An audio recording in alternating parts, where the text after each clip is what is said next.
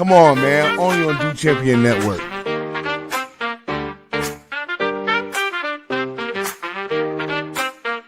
Everything you need, nothing you don't. Some may like if you just won't. Everything you need, nothing you don't. Some may like if you just won't. Buffalo Blueprint for analytics and new shit. Check pen in hand, mic in his hand. Welcome to the Buffalo Blueprint.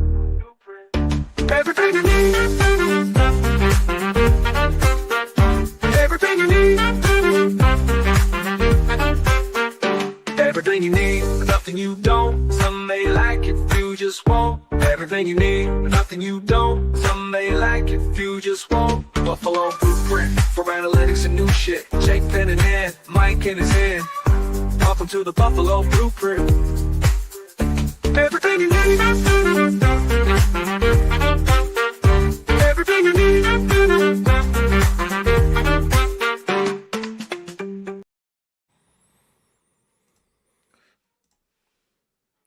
What is up, everybody? Welcome to another edition of the Buffalo Blueprint. We finally made it. It is week 18, the finale. It's crazy. I can't believe we're already here. Feels like it flew by. Got a great show for you tonight. I'm joined by Don, our amazing social media manager at Do Champions. He's going to come do the reverse power rankings with us, and then as well as talk about some of the playoff seeding and some of the games to watch tomorrow. And then I was joined earlier today. I did an interview with Pete Collins of the Fox Fellas podcast, and we broke down the Week 18 matchup with the Patriots. We really focused more on storylines and things to watch out for, not necessarily just in the game, but in the outcomes of the game as well, for draft positions, seeding, all that kind of stuff. So really excited for the show tonight, and glad you guys could all join us. First off, we'll start with a couple ads real quick. I'd like to thank our show sponsor, Mackenzie Farms and Happy Holiday Tree Farms, for supporting this show. They'd like to share a message with you for this holiday season. Hopefully everyone had a happy holidays and a Merry Christmas, and happy Hanukkah as well. Hopefully all of you guys had time to share with your families and loved ones and friends, and had a great holiday season. So thank you again to Mackenzie Farms and Happy Holiday Tree Farms for supporting this show throughout the season. They've been a really great partner for us. Next up is W Energy. W is an amazing energy drink that is made with clean ingredients to give you the energy boost you need with no crash. They also offer an electrolyte drink to keep you hydrated. Hit the link in the bio or go to w.gg to use promo code DUE, D-U-E, and get 10% off your purchase. All right, well, I'll welcome on our guest tonight is none other than Don. Don, what's up, Jake? man? How's it going? A lot better than it was last night when I decided to hop on stream. I was not mentally prepared for that, but it was a fun time last night. Hopefully everyone was able to watch. If you haven't, catch that on YouTube. We're live with Third Manageable every Friday night. But it was a lot of fun last night. Glad to be here tonight as well. Good. It was a wrap up of the season, right? And given little awards, superlatives, that kind of stuff, right? Yep. Awesome. How was Christmas and the New Year? Christmas was a lot. I mean, you know how it goes. I guess, a lot of family in town. I ended up cooking, which I wasn't, I was planning on cooking, but I was hoping to have some help. And my fiance got sick, so it was just me cooking for 7 straight hours on Christmas Day. But it was a pleasure. I got to see a lot of family, our family, right? Luckily, she's awesome, though, so you give her the pass. Yeah, she had a pass. But yeah, how was yours? It's good, man. Road trip. We decided to pack up, hit the road, did a little road trip, Colorado, Wyoming, South Dakota. Came back home, a lot of snow. It was good times. Sledding for the kids. Nice. They're growing like weeds. Good holiday stuff. I know, man. They're crazy, man. All right, so what do you got? Obviously today, right? We had the slate today. We have Baltimore beating the Browns earlier. Did you see the guy who placed a bet on the Browns? He did a plus 20 on the Browns. And he tried to bet 500,000, but the casino would only take 200,000. So Plus 20 he plus, took the Browns plus 20 with the points. Okay. with the points. He bought the points, some extra Which points, and he said yep. there's no way that a team's going to lose or lose by more than 20. He bets. What do you mean? It's happened so many times this year. Right. He tried to bet 500,000. The casino let him bet 200,000. Yep. And they let last second cover. They lost. Zappy. They were driving. I thought they were going to cover at the end, and Zappy threw an interception to a defensive tackle who dropped into coverage. That. I've never seen that and before. It wasn't just like a standard like Ed Oliver sized. It was like it wasn't like a hand up at the line of scrimmage, right? Like he literally dropped into coverage into space, and Zappy threw it. And how do you not see him? The dude is huge. If you don't know Michael Pierce, go look him up. Yeah, he's enormous. If you get some weird reactions, he just fumbled that. Yeah, man, I'm watching it too. Steelers, man. Steelers gonna Steeler. So we'll get to this game then. Yeah, we'll get to that. Now we got Cincinnati versus Pittsburgh. Obviously, this game is everything for Cincinnati. They win, they stay alive. Yep. And if they lose, they're knocked out. And then for the Steelers are trying to lock up the 5 seed with a win. So we'll see if they lose. And the Chargers win, then the Steelers go to the 6th seed, which means they're going to Baltimore. So which would it's a big game for the Steelers. Wild. Which would be wild. I would much rather go to Houston. Yeah. So I think all the teams are those teams are fight. That's why Pittsburgh's really playing right now. I mean, besides that they don't want the Bengals to get in, everyone wants to play Houston right now. Right. Right, and it's not necessarily. I mean, you could say it's a knock on Houston, but I don't think it's necessarily a knock on Houston. I think it's just that the other teams are it's a dome. It's a dome. You're in the South. Houston's unproven. That they've been sliding lately. And they're versus unbelievably injured. They're missing their two of their top 3 receivers. Right. Their defense is a little banged up. Yeah. Yeah, and you don't. No one wants to go into Buffalo or Baltimore though. And they just scored 0 points. Their last game. It's true. So. All right. Well, what do you got on this game? I know you got some action. What do you got on this Steelers Bengals game? I honestly don't remember. Nice. Placed I'm at like 35. I'm at like 35 bets for the weekend, and I haven't even hit Sunday yet. Going strong for the last week, huh? Of course, you got to go out. You can't. You're either going out way up or you're going out down for the week. Yeah, I agree with that. You got to go big. But I was 3 for 3 in the first game of the day. Nice. Alt lines, man, those are the plays. The alt line under 50.5. So I moved that line all the way up, and then 28.5 for the Browns. I mean, what an obscene line. 28.5. I did the opposite. I went the other way. I teased the over, but I did the Neffy special and got it down to 31. So, Spin, what's up, man? He says, I like the Chargers' chances better against Baltimore than the Steelers in the wild card round. So maybe if the Bengals win, so Chargers can get the 5 seed. Yeah, I think the Chargers are an interesting team. I think, J.K. Dobbins being back is big. They do match up better, right? Their run defense. I think J.K. Dobbins being back it brings that explosive element from the backfield, and Herbert can sling it around. The only issue for them is like Herbert gets pressured, he gets hurt so often. It's like every week. Yeah, and I think for me it's just like you got a LA team that's got to go East Coast, out in the cold, right, in the elements. Yeah. So that's the only thing that worries me about the Chargers. But I feel like Harbaugh will have them ready. Harbaugh will have the guys ready. I mean, they're ahead of schedule in my opinion. Think it would be. I think I agree with you, Spin. I think it would be a monster upset if Baltimore loses in the wild card round, right? I mean, a lot of people have them, pretty high up, and right in there with the Super Bowl, favorites as far as that group. I think it's a pretty big group of teams that everyone thinks could win the Super Bowl. It's what, 5 It's teams pretty probably? wide open this year. I think the NFC is a little bit more refined. I mean, it's pretty top heavy.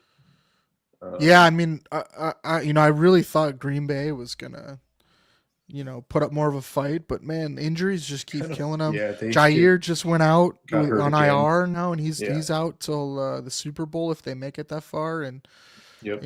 I just I worry about And them now, man. Love's not playing. I don't want to say he's playing bad football. He's just not He's playing playing his better than he best. was earlier in He's the year playing for way better than sure. he was earlier in the year. It just seems like the last couple of weeks they've kind of fallen flat. Oh, excuse me. All right, well, let's do Yeah. the final installment. This is the final installment of the world famous reverse power rankings. We've been doing one every week since before the season started, so this is the final. Now, remember, these rankings are today, as the rosters are today, injuries, everything included. If they were to line up today, how would we think it would go? You're definitely going to have some feedback for me, especially now. Wait till we get to like the top 15 maybe before breaking it down too much, because I don't think Yeah, for there's a sure. big difference between the 20 32nd team and and the 20. 23rd. Yeah, Yeah, maybe even 20 or 20. 23. um Yeah. so you could split hairs with that, but there's definitely some interesting places I moved teams around when you get into the top, I'm curious I who don't know, you have probably at 15. 32nd. I'm curious who you have All right, last. let's start it out. How about we guess? 'Cause- Let's do the thing. Let's do the thing. all right. Who do I have at 32? Now it's as the roster is right now Right and the now. team is right now. Right. I'm gonna go that you have the Browns last. I do not. Okay. Now I did this before the earlier games. So Yeah, I not just that was that going really with how many matters, but injuries still. they have and who they're playing. They That's not do. who I But have last. I kind of liked Zappy slinging it around a So little better than DTR. I am right there with Kevin. The Saints are Saints. 32nd. Nope, I do not. I They're actually dead I dead actually last for don't. me. I don't. I don't have them that low. How? They have a backup running back. They're on their third string wide receiver. They're on their third string quarterback. You're right. You are. And their I defense got is I got the who do you have Titans. last? The Titans are 32 for me. Okay. Spin says Pats. All those are right, right? We're saying Yeah, we're splitting they're all hairs okay. here. We're Yeah. splitting hairs here. Now the difference is I do think New Orleans, at least their defense can step up in weird games, especially at home, and Maybe. and kind of help them. I don't see that from I haven't seen that just at all from I don't know Tennessee. how New Like Orleans Tennessee is laid scores. over I don't know the how New Orleans Jets. scores points. The Jets. No, I honestly think from 26 through 32, Mhm. they're pick'ems, dude. I don't think Yeah. they're pick'ems. They might It's be bad. 1 or 2 I think points it's depending on who's 20, home. 24 to 32 is you So could go I have with Titans either. at 32. I got New England at 31. I have the Giants at 30. I have Cleveland at 29. I have Jacksonville at 28. I have New Orleans at 27. I have the Jets at 26, and then Carolina at 25, Chicago at 24, and the Raiders at 23. Like that is that grouping. You could convince me that they could go in any order, Did you and s- I did you wouldn't say the argue. Jets? Did you say The the Jets. The Jets are Okay. at 26.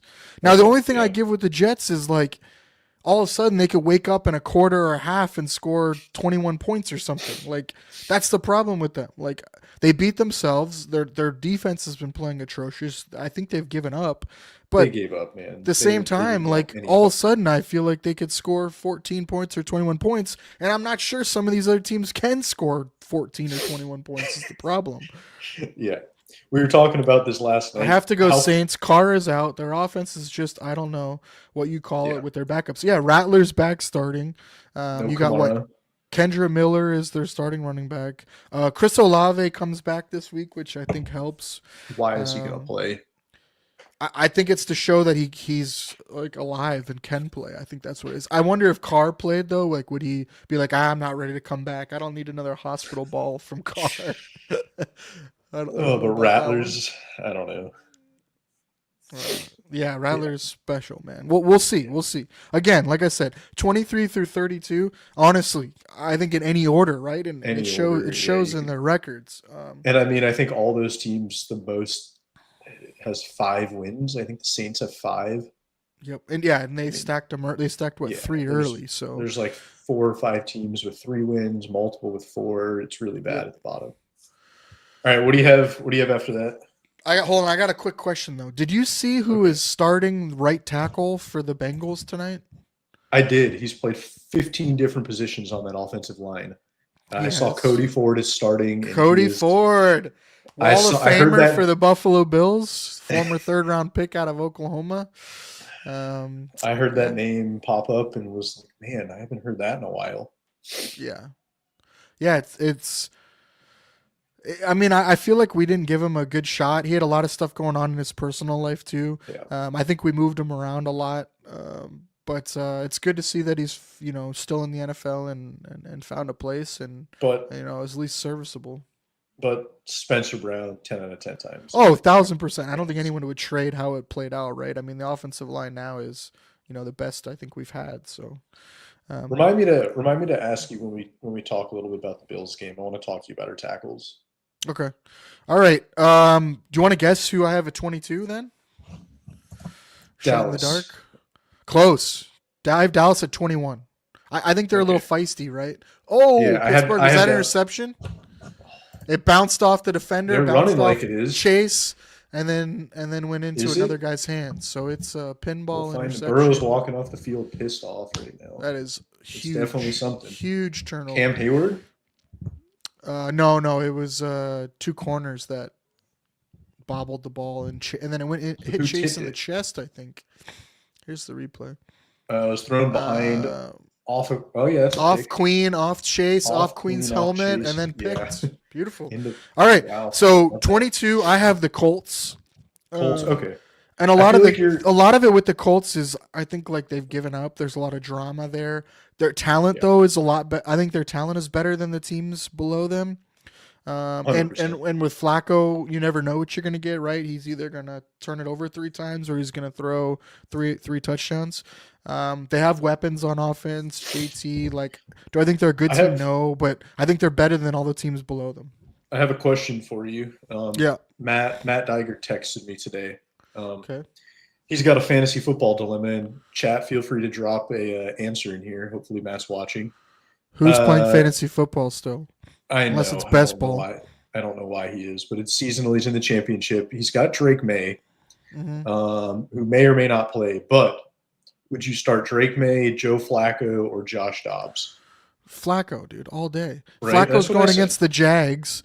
There's no reason for them to take him out. Horrendous. He's got his weapons. He's got nothing to lose. He's going to sling the ball around. Yeah, 1,000%. Okay. It's Flacco all day. Yeah.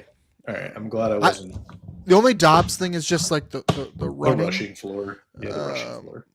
But I think Flacco's going to sling it all over the place, man. Right. It could be his last career game at this point. Right. All right, so we have the Colts at 22. We have Dallas at 21. And then we have the Dobbs machine, man. The Pastronaut at 20. At 20. Yep, that's Yep. So we have San Francisco at 20, and then we have Arizona at 19. So I mean, again, all these teams are there's like tiers, right? Like 23 through 32 was the shit pile of shit tier. So the only thing that I have that I want to ask you about is, could this Miami team beat the Cardinals or the Colts or the 49ers right now? I don't think they can with Tua not starting. I do, just because the way their defense has been playing so well, and the way Huntley looked the last game. Huntley only had 5-6 incompletions. Like, he played well. It was the Browns. Like, it doesn't matter, dude. Like, they don't need a lot. Yeah. Like, their defense has been playing really well. They have been playing really and again, none of these teams are very good. Again, to me, this is a whole tier. So this is tier 2. So yes, the Colts completely choked. I think they need a reset. I like Shane Steichen. I just don't know if he's the culture builder guy they need.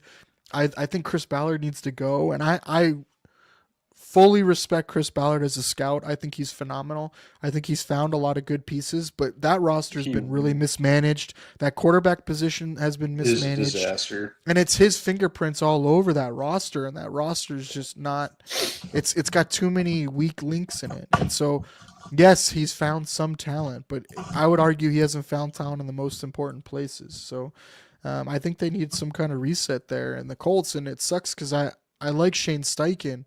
I think he could be a guy that just needs to be a coordinator for a while. If Denver loses, then Colts should fire everybody. Yeah. I don't know what Denver losing has to do with the Colts, but Well, he's saying because the Colts had because the Colts could have got in. all they had to do was beat the Giants, and they're playing Jags this week. Drew Lock, baby. Drew Lock. Yeah, they're playing the Jags. Unreal. So I think this second tier is 22, which is the Colts. 21 through is Dallas. 20 is San Francisco. 19 is Arizona. 18 is Miami. 17 is Atlanta. I think that is a whole tier. 22 through 17. Right there too. I would put them all in a tier, and you could argue how you want to break them up, but I think those teams are all together in a tier. So the next tier, the Loch Ness Monster. I haven't heard that. I love that. That is great. That made even more sense when he was in Seattle, but I love that. All right, so this next tier is a small tier, but for me, it's Seattle at 16. It's like 4 teams. It's Seattle at 16, Houston at 15. 15. For me, Denver at 14, and then Cincinnati at 13. I think that's the next tier for me of teams that you can order how you want. We'll see how Cincinnati does. It's just the defense for me, man. Like, you're literally riding on Chase and Higgins just to go off and make ridiculous plays. And that O-line's not great. Chase Brown's hurt. And they haven't beaten a good team. And now, yes, like, you could argue whatever, schedule, whatever, but still, like, we're arguing now all these teams are playoff teams above them. And I think they would struggle or have a tough time. So I have Cincinnati at 13 and leading, like, the top of the pack of this third tier. So what is Spins guy? I think KC can go in this tier. Well, you'll be depressed by my rankings on where I have KC. So are the Bucks the NFC's version of the Bengals? Really good offense with a pretty bad. So defense. I would argue against that because surprisingly, I'm asking, are they? No, I completely disagree. And I've been hard on the Bucks, but if you look at some of the metrics, their D line has been the best D line. It's been good for pass rushing and against the run in the last. Their secondary is just so banged up. They're very banged up, and that's the problem. Right? They're missing a lot of players. So but their offense has been playing well. They can shoot, they can put up points, man. And again, like, I'm not picking them to make a run here in the playoffs, but I do think they're better than the teams below them. So I have Cincinnati at 13, Denver at 14, Houston 15, Seattle 16. That's that tier. Next tier is obviously all playoff teams, right? So I have the Rams next at 12. And I like the Rams. I think when they're healthy and firing, like, they're tough, man. But they go in these weird funks where, like, the offense just it doesn't look right and doesn't look good. And so it's tough for me to, like, get on board with them because they have to score, right? They have to score, but they're not explosive with Cup. They're not explosive, right? But I think they're gonna when they start playing teams that are in the playoffs, right? They've kind of been feeding against their own division and some bad teams here, and so I have the Rams all the way up at Cup 8. has disappeared. Yep, has disappeared. Yeah, I have the Rams up at. Rams offense only works against Buffalo. I think they scored more points in one quarter than they have in their last 3 games. Yeah. You have them up at 8? That's egregious. I have them at 8. No, that's egregious. And I'm going with the current state of their team and their coaching, and they're going to be resting guys this week. I think they're going to go into the playoffs. They're going to be a really tough team to beat. They're going to be on the road, but right, they are. But, like, what their road game is going to be probably what? So I have them. I have them as what would end up. I have them ahead of the Bucks. I think they can beat the Bucks if it comes to a shootout. But they're not going to play the Bucks though. If we're talking right, playoffs, but I have them ahead of the Bucks. Okay. I think it's who's ever at home. I think who's ever at home probably wins that game. Right. The only thing for me is, like, I look at, like, what the Bucks can do on offense. I don't see the Rams being able to stop the Bucks on offense. That's the problem. But so the Rams or the Commanders though? I have the Commanders way ahead of the Rams. I think the Okay, so Commanders I are think way better. So I have the Rams at yeah. 12. I have Let's Tampa Bay yeah. at 11. So we're splitting hairs if you're We arguing are. those two. I have the Yeah. Chargers at 10. Yep. I like them better with JK back, but I want to see more of them. I want to see them against some good teams. Every They time it haven't seems like played they play anyone. a good team, they get blown out or they lose, right? And so unless they're playing Denver, which then are they a good team? I have them at 14. So Yeah. uh, next at 9, I have Pittsburgh. For me with Pittsburgh, it's just health, man. Like this is Joey Porter Jr. just came back. Their secondary has been kind of a disaster. I obviously love their D line and what they could do from a pressure front, and their linebackers can really stop the run. And I think that's big too. And then their offense just grinds on you, right? Like they just grind on you. They don't beat themselves. Russ doesn't really turn the ball over, and they just want to grind on you, right? And just eke one out, right? Play their script and keep it a one possession game, and we'll see what happens, right? I think a big thing for Pittsburgh the last couple of weeks, and it's weird because they've been losing, but Russ is using his legs a lot more than he was. Yeah. Well, and that's the thing. Like, I think they win that Ravens game if A, he doesn't fumble, Fumble at the right? goal line. And then B, once he fumbled, he stopped running. He Yeah. stopped using his legs, and I think that's what killed them. I think if he keeps using his legs, I totally agree with you because that's a really big weapon for them, and it's not necessarily to get big chunk plays. It's just to keep them. It's extension of their traditional It's run game, extension right? of the It gets them drive, 4 yards, 6 yards. Like that's what they need, It's man. the They same just, same way a lot of quarterbacks at that age use their legs just enough. yeah, they're a grinded out team, man. So, and so I have the Pittsburgh at 9. I got Philly at 8. And the only reason why I have Philly at 8 again is because Wow. so I have Philly at 8 because it's the roster right now, right? So it's Hurts, man. He's still in concussion protocol. He has not cleared concussion protocol. So So I'm assuming it's he'll the power clear by the rankings of playoffs. right now, right? But I now, can't sure. I can't Yeah. say yes, right? So Wow, the next Bengals week just stopped them on 4th and 1, I think, or did they get it? they got it. They're giving them the spot. Okay. Yeah, they're moving. Yeah. So again, I'm gonna do one. We'll do power rankings next week for start of That's the playoffs. fair. Okay, so And- yeah, and- assuming Hurts is still out, they're 8, sure. Right. Yeah. Right. And so for me, they'll go way up. I love Philly, man. I really do. I Yeah. love their roster. I love how balanced they are. But dude, if Jalen Hurts doesn't play, I mean, Yeah, they they're get bumped way down, right? I mean, that's any of these starting quarterbacks. So until he clears concussion protocol and can play, I have Philly at 8. So there's an asterisk there, sure, but they're at 8. I have Washington at 7. Every time I want to doubt Washington, man, they just They find a way to show win. up and play. I think Daniels is a little bit of a gamer, man. Like he's putting together these drives got at the end of that- games and scoring. It's got that clutch. Oh, he's down, huh? It's gonna be close, man. His butt, I think, hits down before he rolls over. Yeah. It's Bengals ball.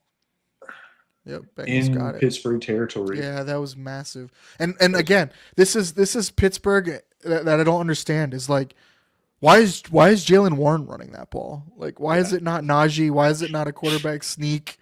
That's I just don't something- understand. Like, that's not what Warren does. Like, it makes That's no something the sense. Bills would have done like 6-7 years ago Yeah.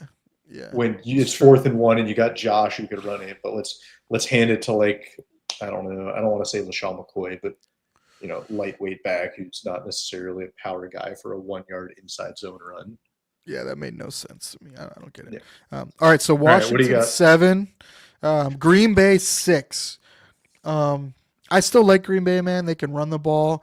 Their high-powered offense when they're firing on all cylinders, man, they're dangerous. They can score, but they start out so slow in some of these games, and they It's put like how themselves Philly in these was bad early in the positions. year. Yeah, and Like how so Philly was early in the year. I think they're kind of game script dependent in that, as far as like then they're kind of chasing, and I don't like that for them. Turnovers. Then it gets issues Love. for them, Yeah. too. See, then they're chasing, and then Love, I feel like, has to force the ball. And man, he can really Jake turn the ball fumbled over. last week early. Yeah, Really and I big goal. again, like when they're rolling and he's playing well, like they can beat anybody, man. They can beat anybody. Their So- offense really runs through Jacobs right now. Yes, They feed off totally agree. And when they go away Oh from my that, that's when God. they get in trouble. Yeah. Jeez, that's gross. That That's hurts. eating up a lot of time. All right, so that's Green. That's Green Bay. I like their defense. I like the D line. I like that they could stop the run. We'll see if they can get enough pass rush when it comes playoff time to beat some of these teams ahead of them in the NFC. Yeah. But Green Bay's 6. I got Detroit at 5. Now You're we'll right there with me see. with Like Detroit. they get Anzalone back. Hutch may come back. The defense, Maybe. right, by Super Bowl time, maybe. We'll But see. we're ranking them right now. Anzalone's coming back. Like he's practicing. But yes, as of right now, that's why I have them at 5, just because the 4 teams in front of them, I think, can score with them. And then I think they can play enough defense to steal a couple possessions. And that's what I worry about with Detroit is, can they steal enough possessions? Now, obviously, we'll see when they play Minnesota Sunday night, right? Like that's a monster game. And we'll see. If they can beat Minnesota there, then that'll show me a lot. I think because Minnesota can score with a lot of teams too. So that's obviously a huge one to decide the NFC North. Oh my but goodness. that's Higgins. gross. Higgins, man, he's so good. Higgins, man. He's so. You think good, he played man. himself into a contract? Yeah, dude. And I don't know if the Bengals can afford him, man. I don't know, man. Someone would pay him $30 million. New England. Teams will, yeah, and they got the money, Yeah. dude. We actually talk about that later with Pete. So, all right, so that is Detroit at 5. I have Minnesota at 4. God, I've wanted to doubt them so much. I really like Kevin O'Connell. I like the way the defense is Coach of playing the as year, far in as my taking opinion. the ball away. Yeah, I agree. Coach of the year. I love the way he's taking the ball away. And Flores is causing some chaos. On the defense, they stopped the run really well. Shout out Yep. Harrison Flores Phillips. Flores has played his way into another coaching job, in my opinion. I think he so. I should get think a it, I shot. think it comes down to though who he brings in at offense and what his thoughts are Offense, on for sure. offense. And I do worry about him though, as far as from a culture perspective, managing all of that. That's kind of where he got in trouble is Yeah. managing the offensive side of the ball and the team as a whole. I think guys have loved playing for him on that side of the ball, but his personality doesn't always rub people the right way. So I don't know. I think it'd take the right team or right situation for Flores. Spins got one. He says he thinks the Bengals need Chase more than Higgins, and I don't think they can keep both. Yeah, I don't think anyone would argue that Chase is more important as far as from an explosive play standpoint. And I think they need both he of just them. I don't- dominates ones. See, that's where I'm at with you. I think if you don't have Higgins, then they have to have somebody, because then you can just key on Chase. And we've seen when Higgins Yeah. goes out, that offense is not the same. Burrow's very, not the very same. different. Right. And so they have to find someone else they can go to. And without them being able to run the ball right now, it's trouble, man. It's trouble. Yeah, Hendrickson's a game record, dude. Chase just dropped one. Wow. 15 sacks, I think, this year for Hendrickson. Jeez. now. Yeah, Hendrickson's a monster, man. I wish the Bills could get a guy like that, dude. Jeez. They need a guy who can just get sacks, man. Oh, Chase. How about Myles Garrett? What would you give up for Myles Garrett? We can have a talk about that in the offseason. Fair enough. All right, so Minnesota is 4. I have Baltimore at 3. I flirted with putting them at 2. I really like the way they're playing right now. The defense is playing better.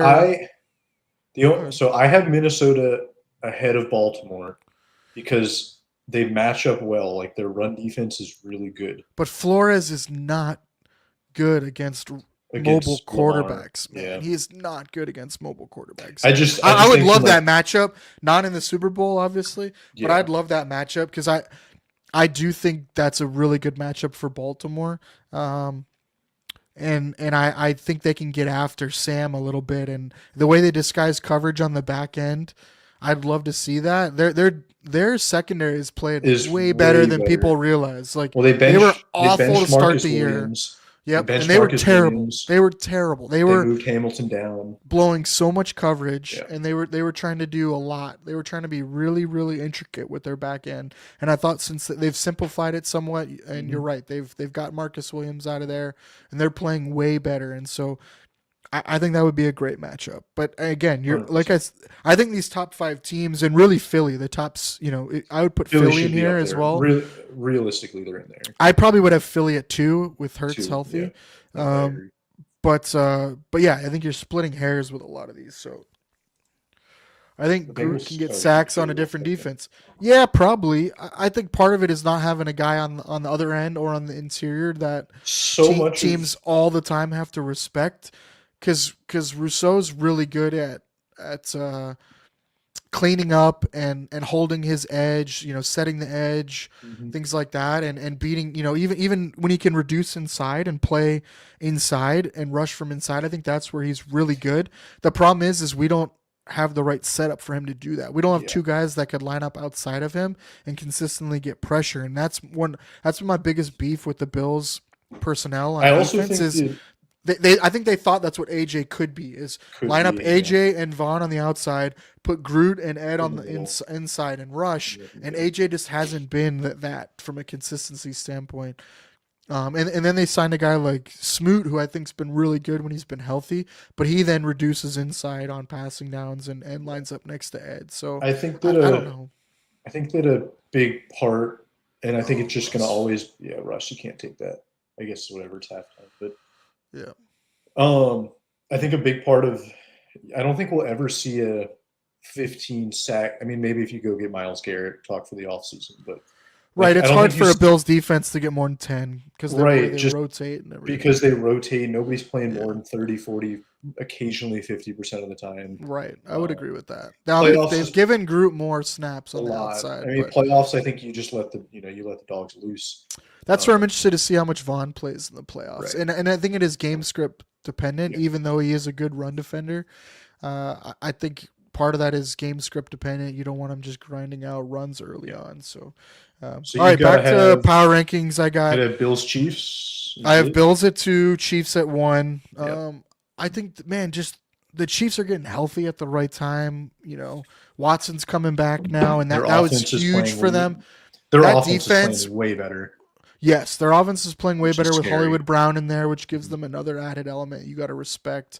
Pacheco's back to bring back the power running, with Hunt as well, and then I think that defense, man, when they get, you know, when the defense gets Watson back, you saw when he was in, they were much better, and then when he went out, Yeah. him coming back is big, man, to play outside. And I mean, watch out, man. You can say whatever you want about them, but dude, they're the 1 seed for a reason. They only lost one game so far, and they also hold a lot back. I think a lot of casual fans don't realize that they play very vanilla until the playoffs, and then they bring out a whole different offense, It's a very, and very everyone's like, different "What the team. hell happens, man?" They did it last year, man. They all of a sudden the playoffs come around and they start running 3 tight end sets, and everyone's like, "What the hell is That's this?" right. And they just ran through everybody, and no one had a counter for it because they didn't show it all year. And so I want to Right. see what they do this Like year. they could, Uh, I could see them coming out and running 11 personnel 90% of the time now that Hollywood's back. right, and Three you tight could be end set, which Hollywood they and haven't. Worthy, and then Kelsey And as Kelsey and your 11 man. Like, yeah, I mean they can s- line up Watson outside if they want. It doesn't really matter who they throw out right, as the other receiver. right, yep, and Hopkins too. So. Hopkins, yeah, Um, Yeah, I agree though. I think that's part of it though. They've had all these injuries, but none of them were season ending besides, Rice. And so that's part of the game here is who's healthiest, who can stay healthy. They get a semi bye this week, they get a bye next week, so they're going to be fully healthy, man, and ready to roll. And then not to mention that their home field advantage. So I think it's going to take a whole hell of a lot to beat them this year and keep them out of the Super Bowl. And I'd be pretty shocked if they're not in the Super Bowl again this year. I'd be pretty shocked. It doesn't mean I don't think Baltimore or Buffalo, most likely teams to who play them, can do it, but I'd who be do you shocked, think? man. Who do you think, excluding the Bills, has actually? Who do you think has the best shot of beating them? You can use the Bills if you want to, but I who think matches up Baltimore. the I best? think I think Baltimore matches up better than even Buffalo. You saw it when they played, week 1 or whatever, and And Baltimore, man, if Lamar hits a couple of those throws, they should have won that game. And Or likely cuts off his big toe or something. right. And so I think part of it is Baltimore beats themselves, and In that's the what I big worry games, they about. always have. And that's what I worry about them. Penalties, turnovers, and just mistakes, right? Like that game, right? Lamar misses a couple throws, likely just can't get his foot inbounds, and Their they penalties lose. were. They had a lot of Field penalties goals, today. dude, now this year. Yeah, Yeah. penalties, they're like the first or second most penalized team in football. So that's what has me with Baltimore. I think their game script, they need a game script. They need to get out early. They cannot play from behind. Zay Flowers, this knee The injury is big. injury is He concerning. went out, man, and that knee did not look good, dude. That does not look good. So They said he banged knees with the linebacker. so, not quite. If you watch the video, he bumped his leg against the linebacker, and that made his knee go in, and his foot was Okay. stuck on the other player, and so it made his leg go away that it shouldn't Yeah, go. banged his From what leg. some of the Twitter doctors or whatever said, it's an LCL injury. And there Okay. could be other damage in there. The issue is that doesn't get a lot of blood flow, and it's not an easy injury to heal. Easy to So it does require surgery a lot of times because of that. So he's supposed to get an MRI tomorrow, and we'll see. But dude, if he's out, that's massive. I love Bateman. I think he's super underrated, but the dude is not super He's proven, not. and he And they has don't big have anyone. drops. They don't. They have no one else behind him. Nobody They after have them. Wallace behind him, and so I think then that makes them have to run a lot more Two tight end 12 sets and with- 13 yeah, personnel, with which they have the Likely people to do and it, Kohler. but that's game script dependent, right? If someone gets out on them early, I really do worry about them having to try to catch up without the wide receivers to do it. So Yeah. that's why I have Baltimore at 3. I really respect them. I think they're a really tough team, but I think they beat themselves in big games, and that Zay Flowers injury was huge, and obviously Deontay Johnson not being anymore either. I think Yeah. they're still trying to figure out that wide receiver position. So Buffalo just needed one linebacker, and they would have beaten the Chiefs last year. Yeah, that's last year though, man. That's not this year. So it's a completely different team and year this year. So we'll see. All right, so that's the reverse power rankings. We will do a power rankings for the playoffs next week.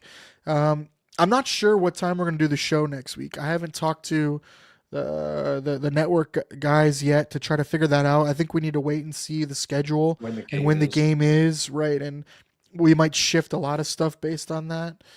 So stay tuned or stay posted for the announcement on when next week's show will be. But we'll do a power rankings then. We'll talk about the different playoff games, and we'll pick them as well. So Spin Spin's got 36. Bills, Eagles, Lions, Vikings, Ravens, Chiefs 36th. Who Nice. do you have at 33, 4, and 5? That's what I'm curious about. He's Like if you college can't teams? tell, he's a little bit of a Bills homer. So, Yeah. I'm just curious who you have. I mean, like 32nd, I could understand, but yeah. Who's Who's 33, 4, who's 5? 33, 4, and 5? Spin. like UFL teams. All right, so let's get into the playoff seeding games a little bit. So I just want to talk about the AFC ones, not necessarily so much the NFC ones. Just not a Chiefs homer. So I mean they're the two-time back-to-back defending champs. They've been in the Super Bowl 3 out of 4 years. So it's not really homerism to say that they're good squad. They're 15-1 as well. So I don't know. I think the Jets deserve 2 spots. Well, you have the Jets, and then you have What- Aaron Rodgers, right? Aaron Rodgers has been on his own team the entire year. One so- bad spot is not good enough for them. That's great. Lamar all right, Jackson, so 50% completion percentage today. that's your 219 MVP, yards. baby. That is your. All right, so here, first topic then. Who's your MVP? Who do you think's going to win MVP? It's obviously between Lamar and Josh Allen. As great as Barkley's been, I don't see how anyone votes for him for He MVP. didn't even I'm break sure the they'll. record. He didn't break the record. Doesn't I don't matter, think man. that matters. It's hard to do a running back. It's hard to do a running back that joined a playoff team. He's got the most yards before contact. at any running back. So there's a lot of advanced stats. I think he's awesome. He's amazing. He makes that team better for sure. I just don't think he is MVP caliber. Offensive player of the year, sure, you could convince me of that. 100%. Him and Chase probably. But I don't so who think do you have, so. Lamar or Josh? Who do you got? So it's Josh. I'm trying to be as unbiased as possible here. See, I don't think so, man. I don't. Okay, so here's where I go with this, and I've asked a couple of different people as well, and they kind of agree. I don't want to say they don't; they just haven't really given an opinion one way or another. Is you take Josh's surrounding cast, you take Josh off the team, or you swap the teams, you swap the quarterbacks. Yep. The Ravens are winning the division hands down. It's not close, in my opinion. Yep, I agree. Okay. And Lamar would not win with the surrounding cast that's in Buffalo. Yeah, I disagree with that. They've built the team around Josh, and the O line's really good. They can run the ball. I think he changes that running game as well. I think he helps that running game as well because he does a lot more design runs than Josh does nowadays. I just don't think different kind of design runs too. But I don't disagree with you as far as the importance to their team. But I don't think that's how the MVP is voted on. It wasn't last year, that's for sure. No, what's been voted on is wins. Apparently, that's the thing now. Right. I'm trying to not even look at the stats this year because the stats. But I think that's where the narrative has moved, and I think it's kind of like the frustration for me with the MVP award was last year. It was not stats based, right? Because if it was stats, it would have been Dak or Purdy. And it hasn't been, because if you look at who's won MVP, it's been the 1 or 2 seed quarterback in either conference for the last 12 years. It's been the 1 or 2 seed quarterback. Now all of a sudden this year you're seeing it shift to it being about the stats, and the wins aren't as important. And Baltimore still now won their division, so it doesn't really matter, right? It doesn't really matter. They're going to be the 3 seed, so it doesn't matter. And then if you want to use stats, Lamar's stats are going to be better. Josh hasn't really run up the stats. He's sat a bunch of games now. I think last time he will have sat 2.5 games worth of games. And so if you're arguing who's more important, Josh is 80% of the Bills' yards. 80% of offensive 65? Yards. Correct. And we're talking an historically efficient offense. The Bills average over 3 points per drive, which is ahead of Baltimore, which is one of the best in the history of football. They had the 30 points, most 30-point games in a season. They had the 8 in a row, which tied an NFL record. So yeah, I think you're right in that, especially preseason narratives, right? You took a good team in Baltimore that didn't really lose a ton. They had a little bit of turnover on the offensive line, but they didn't really lose a ton. They added a Hall of Fame running back, right? Then you have the Bills, Baltimore did, yeah, right, Baltimore. They added a Hall of Fame running back to an already playoff caliber team, and a lot of them picked them to finish first or second in their division, right, and be a playoff team. They were going to be a playoff team. Then you have the Bills, who lost 6 of 8 captains. Arguably a Hall of Fame caliber wide receiver as far as the trajectory he was on, right? Numbers, stuff like that. And didn't add anybody. Vacated. Right. And all their yards on offense as far as receiving.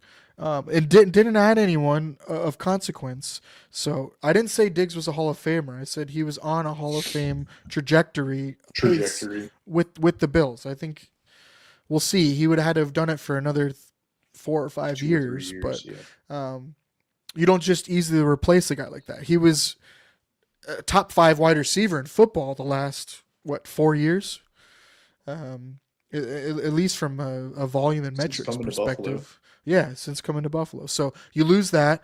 And everyone had them picked to finish, 3rd in the division by most people. Second, missed the playoffs. A lot of people said they wouldn't even win 8 games. So I just think from that, if you set up the narrative, that's the best selling case for Josh. Not to mention all the ridiculous, first he's done this year. The touchdowns, the He three also rushing, had three passing, the two rushing, the two passing, the receiving, the rushing, the passing, like, less and then he turnovers had that than Lamar. stretch. He had that stretch of games where he beat Kansas City. He had the unbelievable game against the Rams, right? And then he had Beat the the 49ers. crazy game against the 49ers, right? Where he had a historic performance. And then he went in Detroit and had an Beat unbelievable Detroit on game the there as road. well, right? So he's beaten both ones, probably one seeds in both. We'll see how Detroit finishes. But so I think the story is there, the narrative there. I just don't think he's going to finish at the high note like Lamar is finishing the last 3 weeks. And then Lamar played today and put up, three more touchdowns or whatever, uh, and whatever, almost 300 yards of offense. So the numbers, the gap between them when you put them side by side is going to be even more tilting towards Lamar. And then now the Ravens are going to be the 3 seed. So I do think it's going to go to Lamar, man. I do. I think it should go to Josh, but I would not be surprised if it goes to Lamar, man. I just would not be surprised. I think the narrative has switched. How much do you think? How much do you think you would? I guess we won't know. The awards aren't until after the Super Bowl, right? Yeah, are they in the week between? I'm not sure.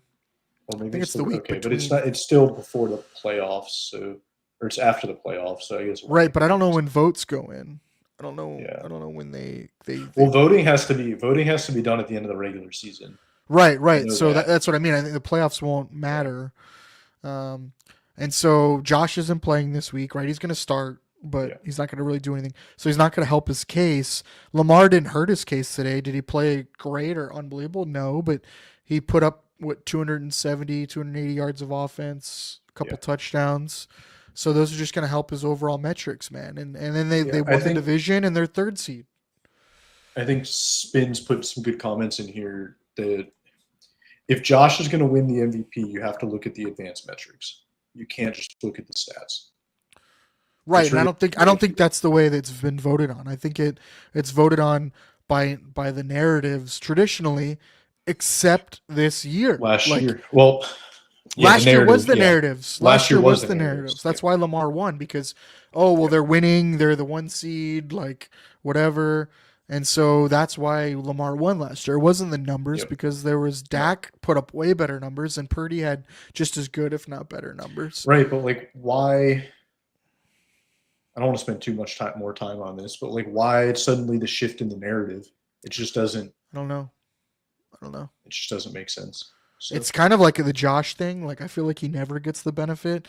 He doesn't get the Pro Bowl votes normally. He doesn't get the All Pro votes. He hasn't gotten the MVP. he was the votes. number 1 Pro Bowler, number 1 starting Pro Bowl quarterback in the AFC this year. Right, but that took a lot of years of him being like Right. a freak for him to get that. So, I don't know. We'll see. I think if you would have asked me 4 weeks ago, I think he would have been a home run that Josh would have had it. So we'll see. I think he deserves it. I think he should get it, but I would not be surprised if he doesn't.